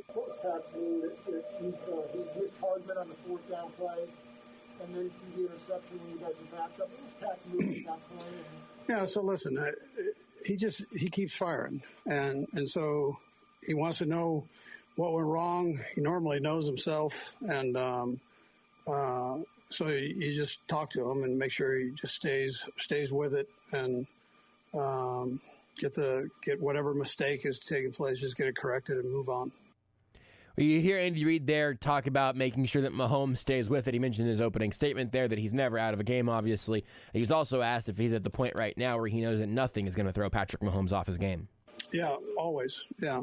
So he's unique that way. You guys have been around him now for a few years, and you've seen just about everything here. So, but he's going to stick with it, trust himself, trust the guys around him, trust the calls. He doesn't ever question that stuff. I mean, he just goes and plays, and there's so many little things that I appreciate from him, and that's why he's one of the greatest. So. I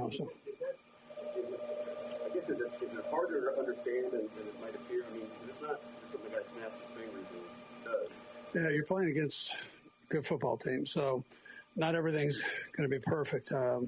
Whether it's a rush or transition between you and the back, and you're pulling it out, and and there's a step, there are all kinds of things. Or every once in a while he throws a bad ball, So, that happens. It happens to every quarterback in this league. We're fortunate here to have a good one, and so are the Chargers.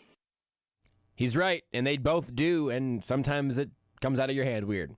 It happened to Mahomes a couple times tonight. Ultimately, still not enough to throw them off because of the performance of everybody there that led to that point. Late in the game, right at the very end there of regulation, would have been a very long field goal for Harrison Butker. Andy Reid was asked if he gave any consideration to letting Butker try a field goal there at the end of regulation. I felt like if we got to the 40, we'd probably be in the ballpark there. And, we just needed to get to that spot. We weren't able to do that. But, then by the time, we ran out of time there. So we're down to 5 seconds, took a knee, and just said, listen, we have Melvin for the coin flip. That's pretty funny. They could have manipulated the end of the game differently. They could have called some of their timeouts on defense the first time. They could have called it before that third down play if they really wanted to try to snip the Chargers at the end, and if they were going to bet on their defense there. I'm not too worried about them not calling it when the Chargers were making their last push to go try to win it after they already tied it up. But the possession before, they could have left some more time on, or, you could try to milk it even more to where the Chargers don't get don't get the ball back at all there. Obviously, the defense stepped up, so it didn't end up being a major issue. Here's Andy Reid when he was asked about when they were in must-pass situations late in the game. In fact, I'll bring you a stat on that in a little bit from our own Jason Anderson, who made me aware of this one. But before we get to that, here's Andy Reid on those must-pass situations late in the game and how he felt about the receivers and the performance they were giving out late in the contest. I just thought the guys, the receiving core and tight ends, we were rotating everybody. Just tried to keep them as fresh as we could later in the game. And I thought they all stepped up and did a great job. So they jumped into a little bit of man coverage on us at the second half, and a little bit more than what they had in the first half. So you gotta win one-on-one, right? And and then know where the hole player is or the thief robber player coming out of the sky. And so the guys handled that well and got themselves open. And then after they caught the ball, there were yaks involved. So I thought that was big too. A lot of yaks involved, not the giant mammal, but the yards after the catch. Jason texted me with this right after the game. The last 2 touchdown drives for the Chiefs, they had 0 called running plays, didn't hand it off one time. Mahomes was 7 for 11 for 117 yards, 2 touchdowns, and 33 yards rushing. But you gotta run the ball to make the defense respect it. I don't know who that was an impression of. I just like it whenever Patrick Mahomes does the fire-breathing dragon thing. The entire offense, really, with more dragons to throw it to. That's about as good as football gets, I think. For me, I love it. It's fantastic, and it plays football here in our city. It's pretty neat. Here's Andy Reid asked if there was any extra attention to detail by the players late in the game, knowing that the division was largely on the line tonight. Well, tonight, yes. The last time we played them, no. So, I do trust our guys. I think they trust themselves, which is huge in those situations. But you got to go out and you got to produce like this. Your back's to the wall, and the guys, they bear down when they needed to bear down, and that was a great job by them. Yeah. I mean, last time they played, obviously the Chiefs had a lot of turnover issues, not as many in that department tonight, and just an incredibly sort of clutch closeout for this team in a game that they needed to have to stay on top of the AFC West. It appeared that Tyreek Hill was cramping late in the game that kept him off the field a little bit. Also may have impacted their decision not to try a big Hail Mary or a Hill Mary at the end of the regulation. Certainly the latter didn't look like it was going to work out because Hill was on the sideline. Reid was asked about Hill there and if he was cramping up late in the game. Yeah, he had a couple of things where things were tightening up on him, mainly because he was running like 50 yards every play down the field. And so we're just trying to get him a blow in there so he wouldn't cramp up, But he's unbelievable, man. His endurance for a fast guy is phenomenal. I mean, it's hard to find that in this league that can run with his speed, play after play after play after play. That's a great point. I just bit my tongue pretty hard. I can't even talk that fast for play after play after play after play. That's a great point, though, by Andy Reid. Tyreek Hill isn't just out there to be really fast and then to go take a breath for a while. I mean, it seems like it's basically constant. It's incredible. Also incredible what Travis Kelsey has been doing and what he did tonight. Andy Reid was asked about Kelsey's performance over the last few weeks and if he sensed the emotion from him tonight. Well, he's emotional every game. I mean, he loves to play. I would tell you that the 3 catches, the last 2 games that he's had, 6 total catches, I could do a better job of working him into the mix a little better. And so we, EB and I have sat down and threw some things together along with Mike and Joe and Greg Lewis. So we met just to try to find ways. Tom Melvin's always got a bunch of ideas. And so we threw a few of these things in there and, it worked out okay. Again, his endurance down the stretch, though, for an older player. I mean, he's kind of our elder statesman, right? So I keep saying that. It's not like he's over the hill by any means. But his acceleration after the catch, I mean, that was something, man. That late in the game. Andy, you talked a little bit about this a minute ago, but regarding Kelsey, was there anything else about tonight's game that allowed him to have a big night? No, listen, I don't think so. I mean, these guys have been so sore the last couple of days. I mean, I would imagine they were the same way on the other side, but to muster it up to get ready to travel and then play, on a Thursday, that's not an easy thing. So there's a lot of mental preparation that goes into that, and not that there isn't for the other days, but really for these Thursday games, you got to get yourself right and do it quickly. That's good stuff, though. That's interesting. You know, the extra strain of these days is soreness and is the planning that goes into it physically and mentally, and also, you know, talking about bringing a little bit of emphasis on, hey, can we get Travis the ball a little more? And Andy Reid said it worked out pretty well tonight. It certainly did. Before we pivot to the defense here on Sports Radio 810 WHB Kansas City, I'll let you know that the show is brought to you by the Missouri Lottery. Remember to play it forward with the Missouri Lottery. More play and more power with Powerball with Double Play. For an extra $1, players have the chance to win up to $10 million in a separate drawing. Missouri Lottery, play responsibly. It's also brought to you by CBD American Shaman. Free CBD samples every day. Flipping over, not quite to the defense yet, but to this game as a whole from the coaching perspective. Here's Andy Reid on that topic. You know, it's kind of crazy because not until the moment has ended, you're just tunneled in on the game plan. You're trying to find the next thing that you think might work. And then when it's over, you go, whoa, you know, if I could jump, I'd jump, you know, with excitement. But it was just, that locker room was great. I mean, it was phenomenal. The guys after the play, or a walk-off. It's like a walk-off home run, you know, in baseball. But you have a walk-off like that, and the celebration, you look over and you see the guys jumping around, and you know all the hard work that goes into it. I mean, that's satisfying. I can only imagine. I mean, you get the walk-off, you get the we just heard him talk about the mental and physical strain that goes into a game like this. Then you win it in walk-off fashion on the road, take it to the locker room and celebrate. That's got to be a pretty good vibe there, and probably a pretty good flight back to Kansas City that they're on right now. On the defensive side, here's Andy Reid on the defense's performance, even without Chris Jones, Willie Gay Jr., and L'Jarius Sneed. So Bolton steps in, right, and has a big day. They all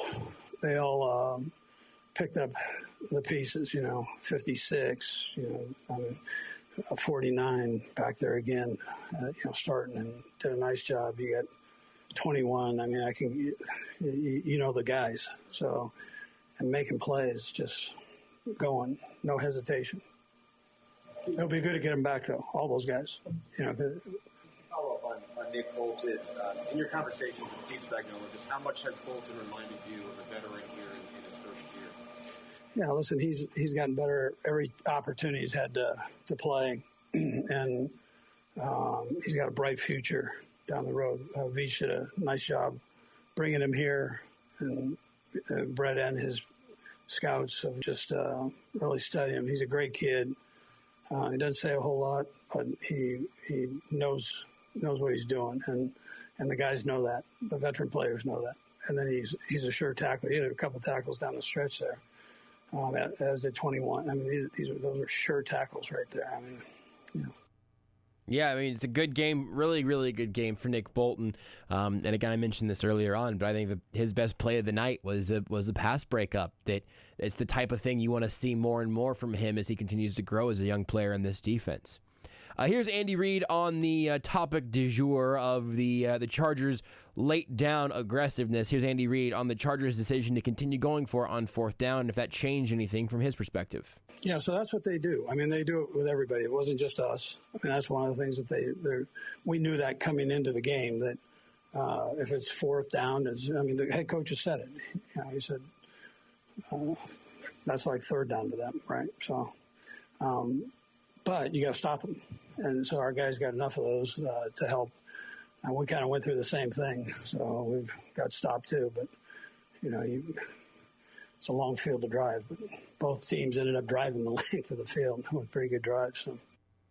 Obviously, whenever you have those plays, they become much more important than your average play would be. And, the games can swing in those spots. But like Andy Reid said, that's a mathematically sound way that the Chargers have chosen to build their choices, their playbook, their football DNA.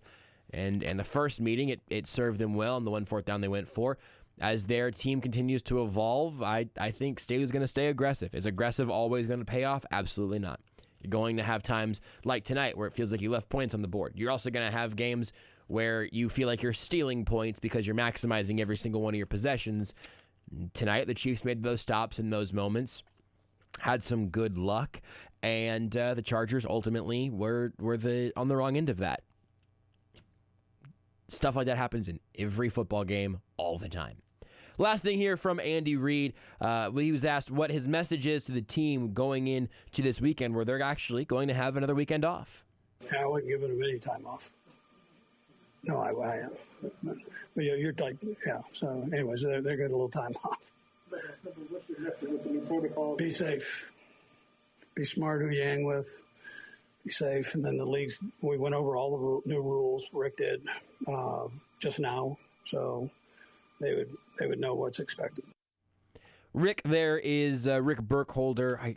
Every once in a while, I think I remember his official title. I think it's Vice President of Sports Medicine and Performance, I think is his official title. Head athletic trainer. You saw him over there working on Tyreek Hill when he was cramping up, and did an excellent press conference kind of early pandemic, and talked about a lot of the COVID protocols that are being put into place. The NFL is sort of doubling down on some of that now, and trying to get everything tightened up as COVID's becoming a big issue again this week in the NFL. It seems like it's just sort of sweeping throughout the league. Hopefully the Chiefs are able to enjoy their weekend off, enjoy their Christmas weekend and week and all of that, and get back to Arrowhead healthy in every facet of what health means at this point in 2021 and very soon 2022. Let's go to the Chiefs quarterback now. We'll hear from Patrick Mahomes in about 30 seconds. Patrick Mahomes' press conference is brought to you by your Kansas City Acura dealers. They are partnering with Patrick Mahomes in support of his 15 in the Mahomes Foundation. Test drive to make a difference and enter to win a Mahomes jersey. By Xfinity Internet. Stay connected with Wi-Fi coverage that delivers the speed, reliability, and coverage you need. Can your internet do that? And by Westlake Ace Hardware, your home convenience store. Ready with the best brands and the right advice you need to get your quick fixes done even quicker. Stop into your nearest neighborhood Westlake Ace Hardware today. From the top here with Patrick Mahomes, here's Patrick Mahomes on what he and his team found in those final 9 minutes of game time when they scored 2 touchdowns to tie it up. Yeah, I think we just fought. I mean, at the end of the day, they didn't play any different coverages. We didn't call any different plays. Just guys stepped up to the challenge. I mean, obviously, those 2 drives before that where I dirted the 4th down play and threw the interception, put us in the hole. But I think guys just rallied and fought and found a way to win the game. He dirted the 4th down play there. That's kind of funny. Mentioned, I think he said that on the field in his interview there as well. So taking full responsibility on that throw. We'll talk about it later as well. But here's Patrick Mahomes. He was asked what he's seen from Travis Kelsey over these last couple of weeks, not putting up his normal eye-popping numbers, and what ultimately led to a big night from him tonight and his relationship with Kelsey as well. Yeah, I mean, I think what I've seen in Travis just over the last few years is the maturity to know that it's not about the numbers. It's about winning football games. And I think this year has been big for him where he hasn't put up the same numbers, but his mentality has never changed. He's been a leader on this team. He's more happy for anyone other than himself. And when his number gets called, he goes out there and makes plays in big moments. And that's what special players do. And he's a special player, and I'm glad he's on my team. On that, you guys, I mean, obviously, any team that has success in your average one, you guys seem to really have a special bond. What's it like for you to connect on that moment that you did with the Yeah, I mean, that was a special moment just in general. I mean, I don't think I've ever been part of a walk-off touchdown or anything like that. And so to be in that moment, find him underneath and him making such a dynamic play where, I mean, he's cut back, ran by people. I mean, you would think he's old, so he can't run by people, but he's still running by people. And he got in the end zone. It was just a special moment, and I'm glad that, I mean, all that hard work that he puts in every single day is paying off. Yeah, I just said I love you, man. I mean, he was the first guy that came up to me after the interception that was just like, hey, let's show that heart. Let's show, get back out there. We believe in you. I mean, it seems like he's always that guy for everybody. I mean, he has a true belief in every single person on this team, and we feed off that energy that he brings every single day. Patrick, we talked about all season about how Travis was being played and double, getting physical at the line of scrimmage. Were you surprised down the stretch that he was, one-on-one and ended up being that wide open? Yeah, they brought a pressure off the side, so it kind of had to force them to get in a one-on-one coverage. They were trying to catch us in kind of like a five-man protection. We were able to get it picked up, so it put him in that one-on-one situation. So it just, I mean, they had gotten us on that pressure earlier in the game, I think with a nickel coming off and making and getting right to me where I threw the ball away. And so we kind of learned from that. We were able to pick it up, and then it puts our guys in one-on-one situations. And we have some of the best guys in the league whenever they're in one-on-one coverage. Patrick, is it fair to say that Travis got his swagger back again? I mean, if that guy loses swagger, I don't know what swagger is. He always is. He has that swag at all times. Like we've said, I mean, he's gotten double teamed and tackled off the line of scrimmage for the last few years, but especially this year. And I thought him and Tyreek just continue to battle, and they find ways to make big plays happen whenever their numbers called it in the games. Patrick, you mentioned Kelsey being his own man, but what about him as a route runner? Makes him so unique that allows him to find space and then leverage. Yeah, he's so slippery with his routes. It's hard to even imagine his shoulders start rocking, and that's why he can dance, I think. But he's running, and it looks like he's running slow, but he's moving fast. And I think you've seen that on some of the long runs that he has. Is people even take bad angles on him, and they don't understand where he's going because he doesn't look like he's moving fast, but he is. And so he has understanding for the offense too, which helps out a ton. He knows how to run routes to get himself open and others open. But he's learned a lot in his career, and he's gotten better and better. It seems like every year. I think that thing about him looking like he's running slow but actually moving fast is like weirdly profound. I mean, it's like watching a giraffe run or something, where each step is covering so much ground that you don't realize how quick they're moving. I don't know. I don't know how fast giraffes actually run, but we are going to maybe never at any point for any team in our lives, all of us within the sound of my voice right now, we may never see a trio quite like Patrick Mahomes, Travis Kelsey, and Tyreek Hill. We may never see that again. So enjoy it while you're watching it, because it is so outrageously rare. I know that those guys are appreciating it because, you know, Tyreek Hill and Travis Kelsey will almost certainly retire before Patrick Mahomes does. That era of his career will be different and not have those guys. I bet that Patrick Mahomes values both of them tremendously now, and you should too, because it's a wonderful iteration of football that we get to watch here in Kansas City every week. More from Patrick Mahomes here, asked about the team's toughness recently to keep fighting and finding ways to win these games. These last few weeks, you've seen it with the defense and the swagger that they've had. You've seen guys step up on that defense and make plays whenever their number's called. You've seen offense, even when games are ugly and they're not the games that you're used to having, stepping up, making drives at the end of games to win football games. And that's what happened today. I mean, the defense held us in that game, all those fourth down stops against a really, really good offense. And then at the end of the day, the offense, we stepped up in those last three drives and got down there and scored when we needed to.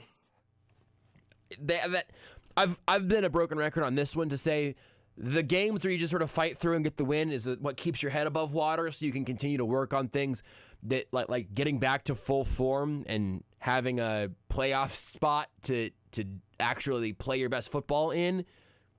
The Chiefs have done that. They're not perfect and maybe not fully formed yet, but they won those games, and then you get a game like this one that makes you feel like they might be fully kind of themselves again, or at least you have that extra gear that shows up late in games like this one. Patrick Mahomes did have one really ugly miss, though, on his target to Mecole Hardman. It was just a really throw. Sorry my language. I mean, that's all it was. No, it was. I grabbed the ball, and the motion was just a tad late. I let it go a little too long, and then he was wide open, so I tried to hurry up and just throw it to him. And I didn't grab the ball the way I wanted to, and so I overstrided and just threw it straight into the ground. Well, the second part of that, though, is, okay, so there was a period of time that when you're angry at yourself, for a few seconds anyway, can you try to describe how you flip the switch back to, like, okay, next play? Yeah, I mean, in this league, that's what you have to do, good or bad. It doesn't matter what happened that last play. You have to go out there and do it even better that next one. And so even though it was such a bad moment in the game where we could have taken the lead and we didn't, the defense ended up getting a stop. and then I turned the ball over, and then they scored, but we were still only one score down. So whenever you still have a fighting chance, you just got to believe that you're going to go out there and make it happen. And I thought the guys stepped up to the challenge, made some big plays happen there at the end of the game, and we were able to find a way to win it. I'm not sure I've ever heard Patrick Mahomes curse at a podium as a professional quarterback before. You think you have, Beards? Beards is nodding. Super Bowl parade. At a podium. At a podium. There was a podium there. Nobody used it. That's not the same thing. A sober postgame or a sober press conference Patrick Mahomes is different than my kneecap was on the side of my leg, or whatever it was that he said about that at the parade. I'm saying I think buttoned up press conference Patrick Mahomes, I think he might have surprised himself there a little bit. Honestly, now that I know that he has such a potty mouth, I'm not even sure I want to be in the quarterback of this football team anymore. I am personally offended by that type of language. Think of the children. Think of the children. Flag 15 yards, taunting. Get back out there. Take the ball from 15 yards behind wherever that Kelsey touchdown started. Replay overtime. Patrick Mahomes, podium taunting. Come on, Roger Goodell. Do the right thing. For the kids. For the children. Anywho, here's Patrick Mahomes when he was asked about how he makes battling back seem easy and if it really is that easy for him to view it that way. Whenever you have a fighting chance, I mean, it has to be. If you want to be great, if you want to be a part of a great team, you have to believe that until that final whistle blows, that you have a chance to go out there and win the football game. And obviously, it sucks in the moment. I mean, I promise you, I felt as bad as anyone about that throw and that situation, and knew how bad it looked. But you get another chance in this league.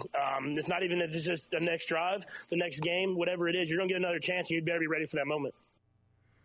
And it seems like he is a whole lot more often than not. Mahomes here asked about how important it is to have a good offensive night against a team other than the Raiders. Yeah, I mean, doing it against a division opponent that's kind of studied you the whole entire offseason, and it's a really good football team just in general, and good defense, and good defensive coordinator. It definitely gives you confidence. I mean, they're playing the same coverages that people have said it kind of gave us the struggles, but it all comes down to execution. And I've always said if we execute, we can score on anybody. But it's going to take us executing every single drive, and we did at the beginning and at the end. So we got to figure out a way to do it for the full entire game. And I mean that's true. And if they do that, they're going to be literally unbeatable. I said earlier, I think A+, A- football for the Chiefs is almost impossible for anyone else in the league to meet. They haven't played a lot of A football this year, though. The B+ maybe effort tonight was a blast. It started and ended impossibly well, but if they're able to do the 40-point, I mean, I guess maybe the Raiders last week might have been their most completely dominant game, and they weren't fully healthy tonight, obviously, especially on that defensive side. But I mean, you'll hear a twist on that here, I think, because here's Patrick Mahomes whenever he was asked about how it's gone from what's wrong with the Chiefs to them now having, at this moment, with the Patriots still having a game to play, to even back out again, having the best record in the AFC.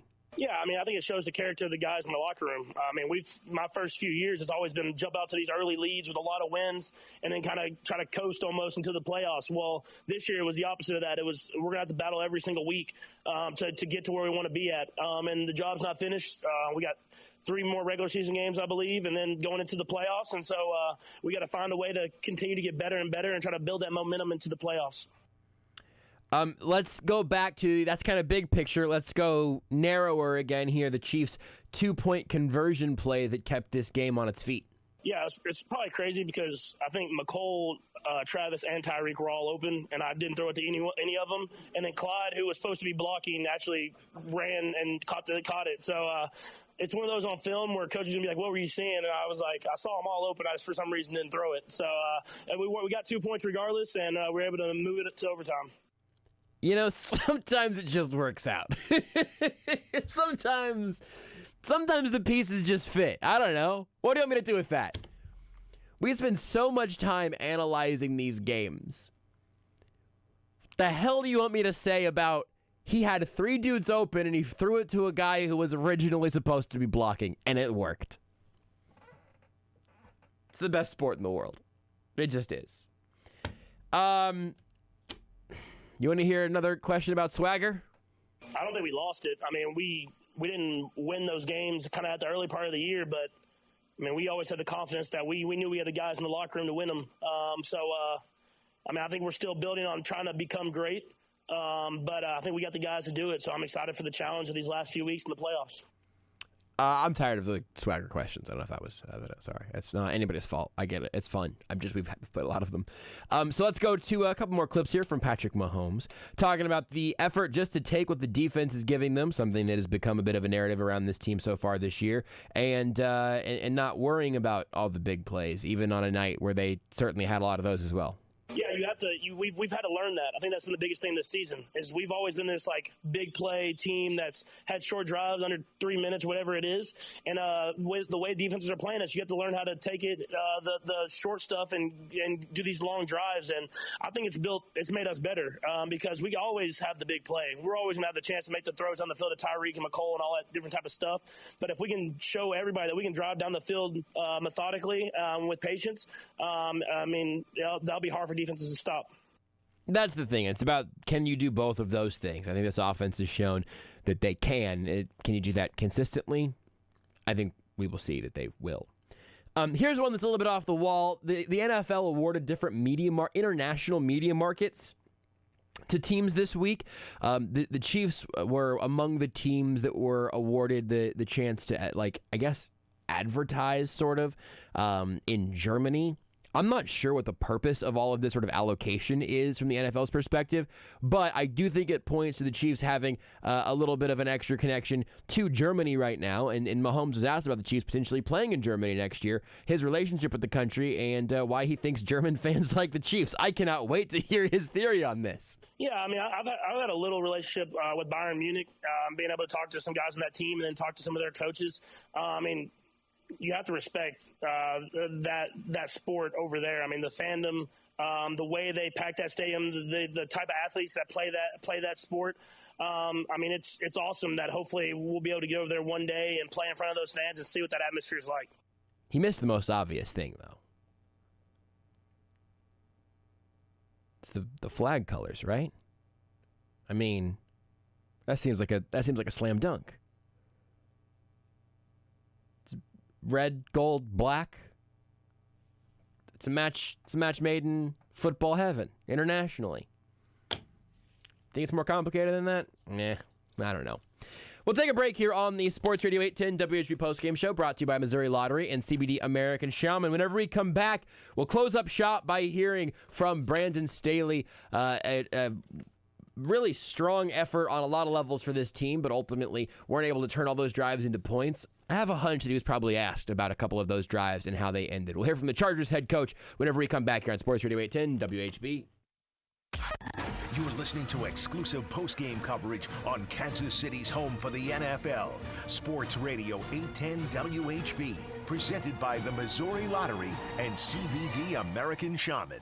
Well, it's that time of year again, and I know my wife is set with a wish list at Mazarise Jewelry. Whether it's the Todd Reed Bangle, the Michelle Watch, the Stephen Webster Ring, or even the Riviera Necklace. You can't go wrong with any of these. I was even able to pick out an Omega Watch and the John Hardy bracelet for my own wish list. I know at Mazarise it'll be unique to their store. Anything from Mazarise I know my wife will love. I love that they're family owned and have been in Kansas City for over 40 years. Jewelry so much. Mazarise Jewelry in Leawood, Kansas, or MazarisJewelry.com. Mazarise Jewelry, in the business of forever.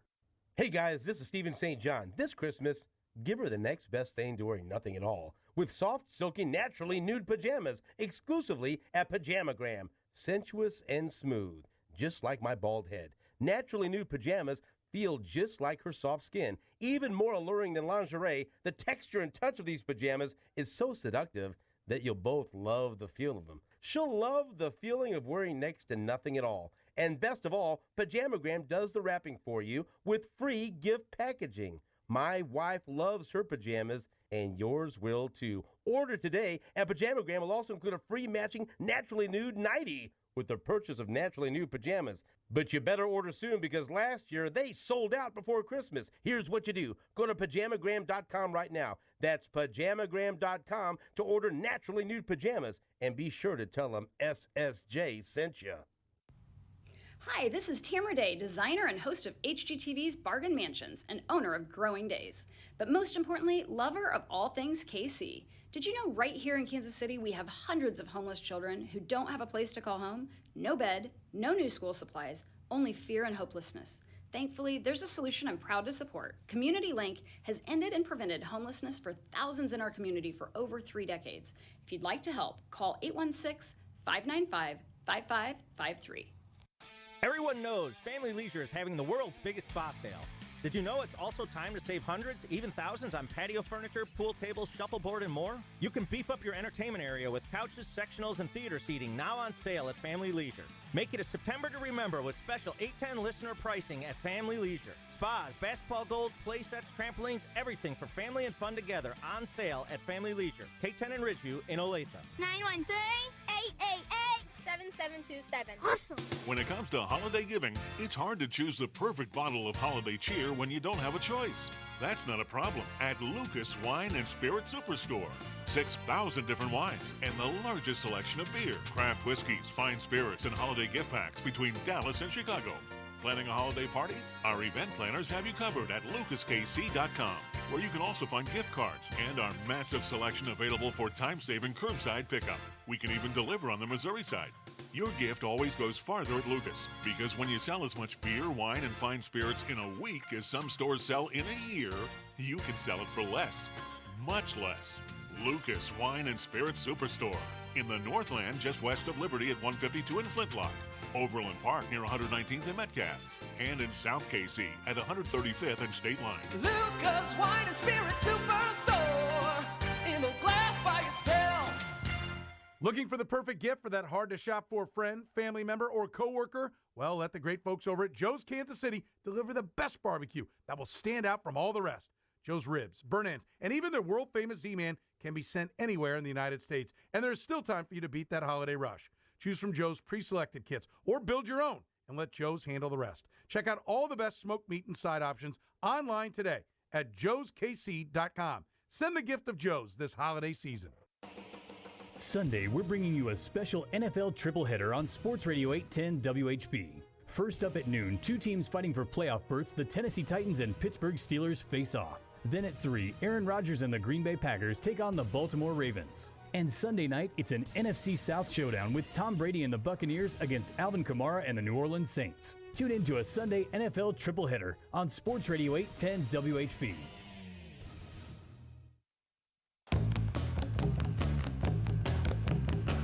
Mahomes floats it to a wide open Kelsey. Flag is down. Kelsey still rumbling. Inside the 5, down near the 1. But a flag is sitting back at the 40. Chiefs indicating the call's going to be against the Chargers. We'll wait and find out. The ball's sitting at the 1. 69 yards for Kelsey. Moving on the field as the runner was down by contact. Holding. Defense number 36. That penalty's declined. Result of the play is first down. Nice. Last thing for you tonight here on the Sports Radio 810 WHB Postgame Show is from the opposing side. I like Brandon Staley. I like his willingness to be aggressive and to aggressively follow where the math would point to. And then you're going to have games that go the way tonight's game went, where it's going to make it very easy if you're going to point at him and talk about how dumb he is after, earlier in the season talking about how smart he was because he's aggressive and will play the numbers. I get it. There are a lot of various conversations that I think, gotten less excited about the more sort of entrenched I think they've become. If you want to fight about it, I'm sure someone on Twitter would argue about it with you. And I'm sure they'd do as good a job as I would.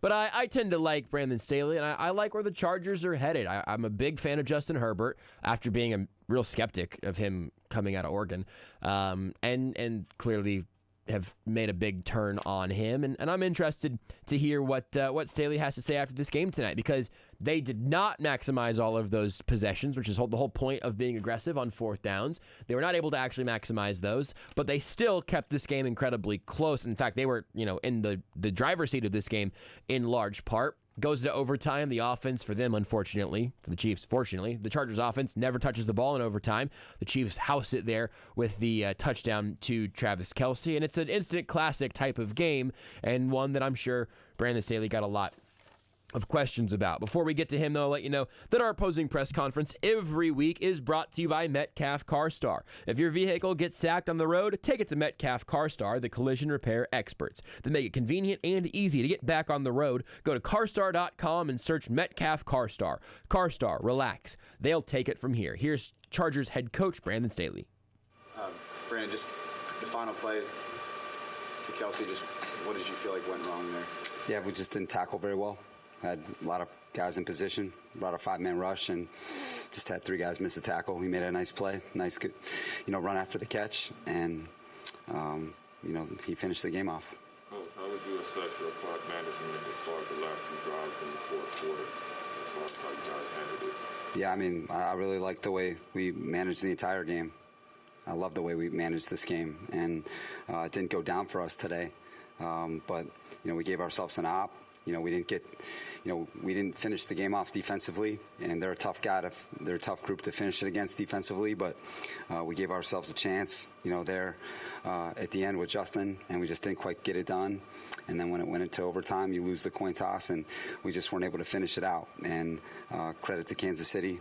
They did a really good job on those last couple drives. Just with Travis and Tyreek, both had big days. Mm-hmm. Just how much of that was the bodies you were down in the secondary, losing Derwin there in the second half, and just, the depth that you had to put out in the field? Well, I have full respect for Patrick, Travis and Tyreek.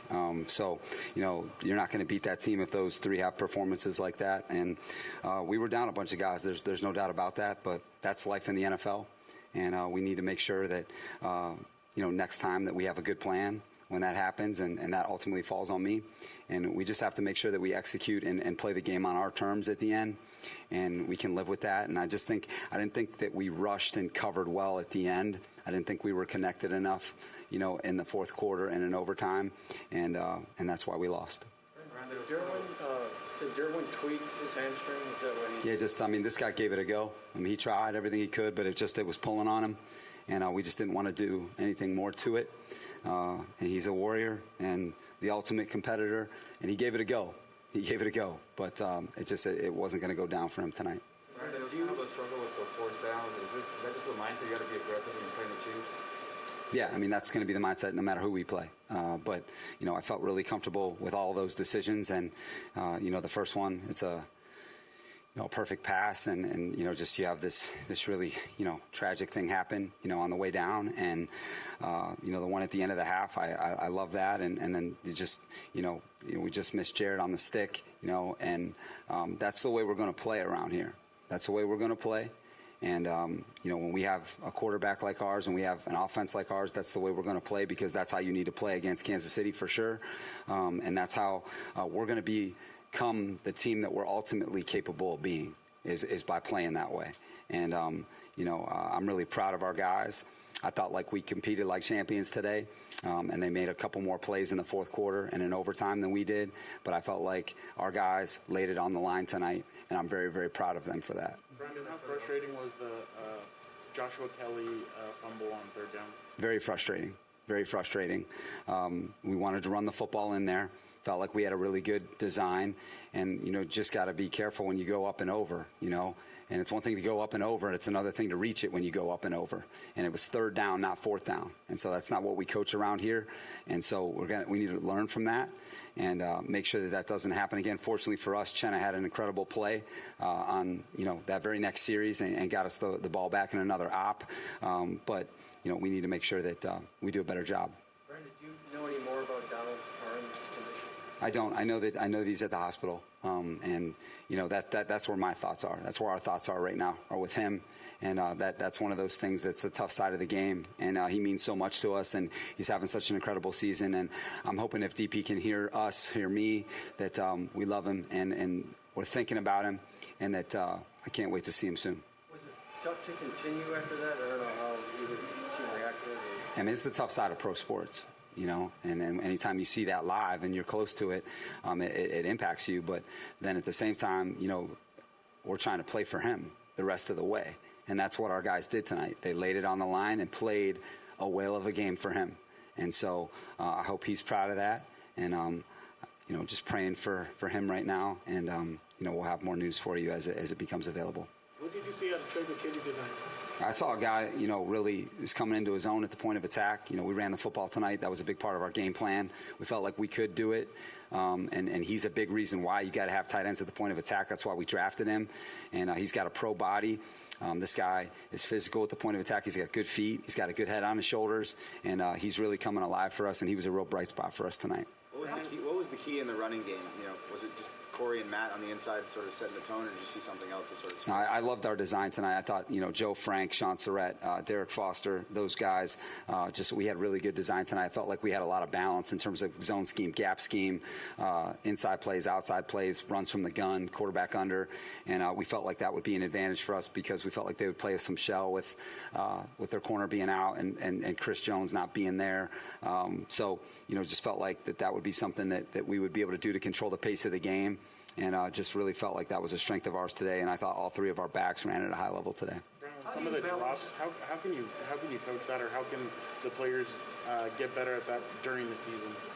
Yeah, I mean, it's just us playing together. You know, it's just us playing together, and there's no answer that I can give you other than that, as us just playing together, because all those guys are quality players. It's not a lack of concentration, and it's definitely not a lack of talent. All right, and so it's one of those things that I truly believe that's where the storyline is. It's nothing more and nothing less than that. And, you know, we got one of the best passers in the history of the NFL playing, and we've got an outstanding skill group who have good hands, who have history of good hands. So we just need to continue to stay together, which is what we're going to do. And, you know, I have full confidence in all those guys, and I know Justin does too. Mason going forward on fourth down. Obviously, those 3 fourth downs were very good calls, and you could have scored on all 3 of them. But then how do you balance it out with the fact that obviously if you had gone for 1 and scored, you might have won the game? Can you talk as a coach how you balance that? Yeah, just for sure. It's a great question, and I love the answer. It's life in the NFL in decision making like that. And I think that from where my mindset is that I know that the quickest way to win a game like that is to score touchdowns, not field goals, especially considering who's on the other side. And to me, when you feel like you're in an advantage situation, when you don't feel like it's a gamble, when you feel like this is an advantage for you, then that's going to be our mindset. Okay, and I don't think that any decision that I made tonight, was a gamble. We felt like it was an advantage situation for us, and that's why we did it. If we didn't feel like that was the case, then we would have kicked a field goal or we would have punted. And that's the way we're going to do things around here. And, you know, I know that our team embraces that mindset, and we're going to continue to do it every game we play moving forward. Mahomes' scramble there on the game-tying drive. Just what was the breakdown there? Did you guys get too far upfield in the rush lanes? Or? Yeah, it's the recipe that he uses to play well. And when you allow loose plays by the quarterback, then you see numbers like he had today. Because most of his yardage is that way. He gets those type of explosions outside the framework of the play. And that's what happened tonight. And that's why those 2 guys had nights like they had tonight. And that's why we did not defend well enough in the end of the fourth quarter and overtime. What's Devon Campbell? He wasn't there in the fourth quarter. He was cramping. How'd you feel like Trey played at left tackle tonight? I felt like Trey Pipkins is one of these guys that just held his own in an NFL game. And I'm really proud of him because his teammates lifted him up. I thought we had a really good game plan to get him into a comfort zone. I felt like the run game did that for him. I felt like our keeper game, our RPO game, some of the quick game, some of the empty, I felt like it helped them. And we felt like that they would try and put a roof over the coverage. And I just felt like to get Trey going, those elements, running the football and then those pass elements would really help him. And I felt like, you know, Justin was well protected today.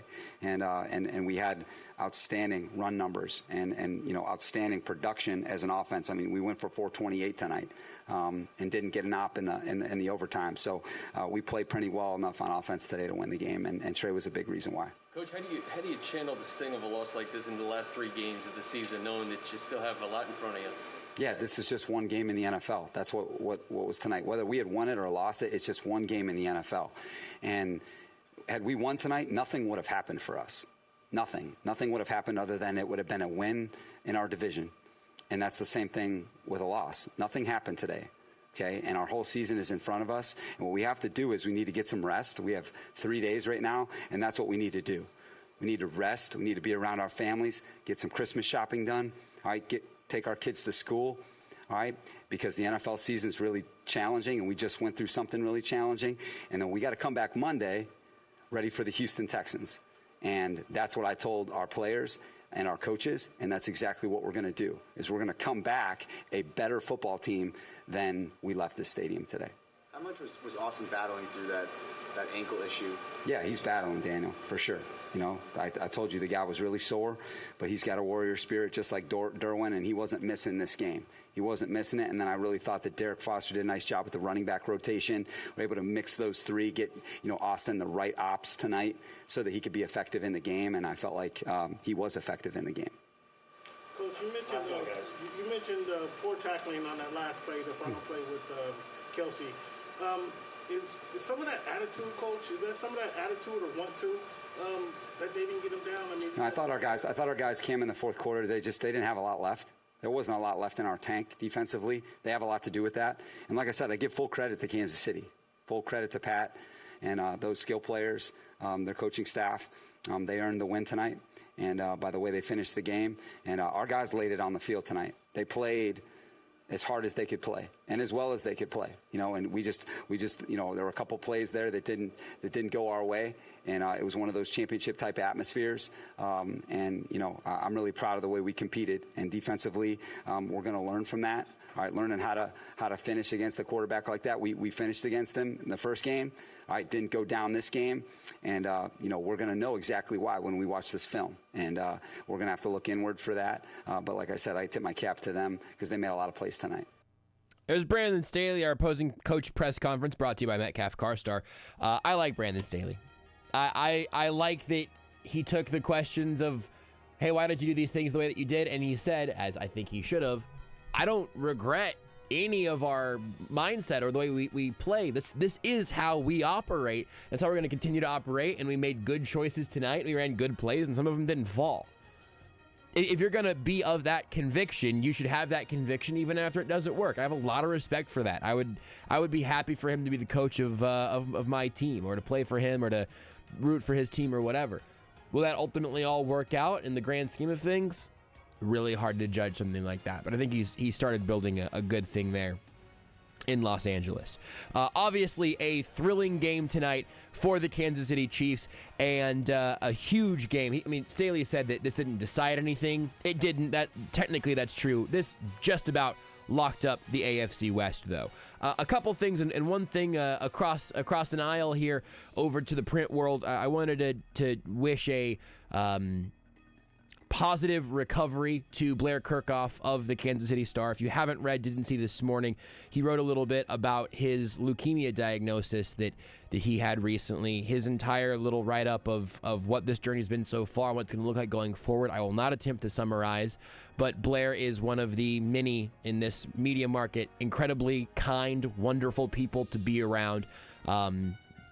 Crushing to hear that this is something that he's going through and will continue to go through, but also feeling very grateful that we're hearing that from him, and that it's going to be a story of his recovery, and I'm excited that he's still around to tell us all about it. So our thoughts with Blair and his family, thoughts with you, and hope that you have a wonderful Christmas. We'll talk to you after Chiefs Steelers here on Sports Radio 810 WHB. Bye, Mom. At Vanderbilt's, they have the gear that keeps you comfortable in the great outdoors. Insulated jackets and bibs from Carhartt and Byrne. Neoprene boots from Carolina and Dry Shop. These boots will keep your feet comfortable and dry.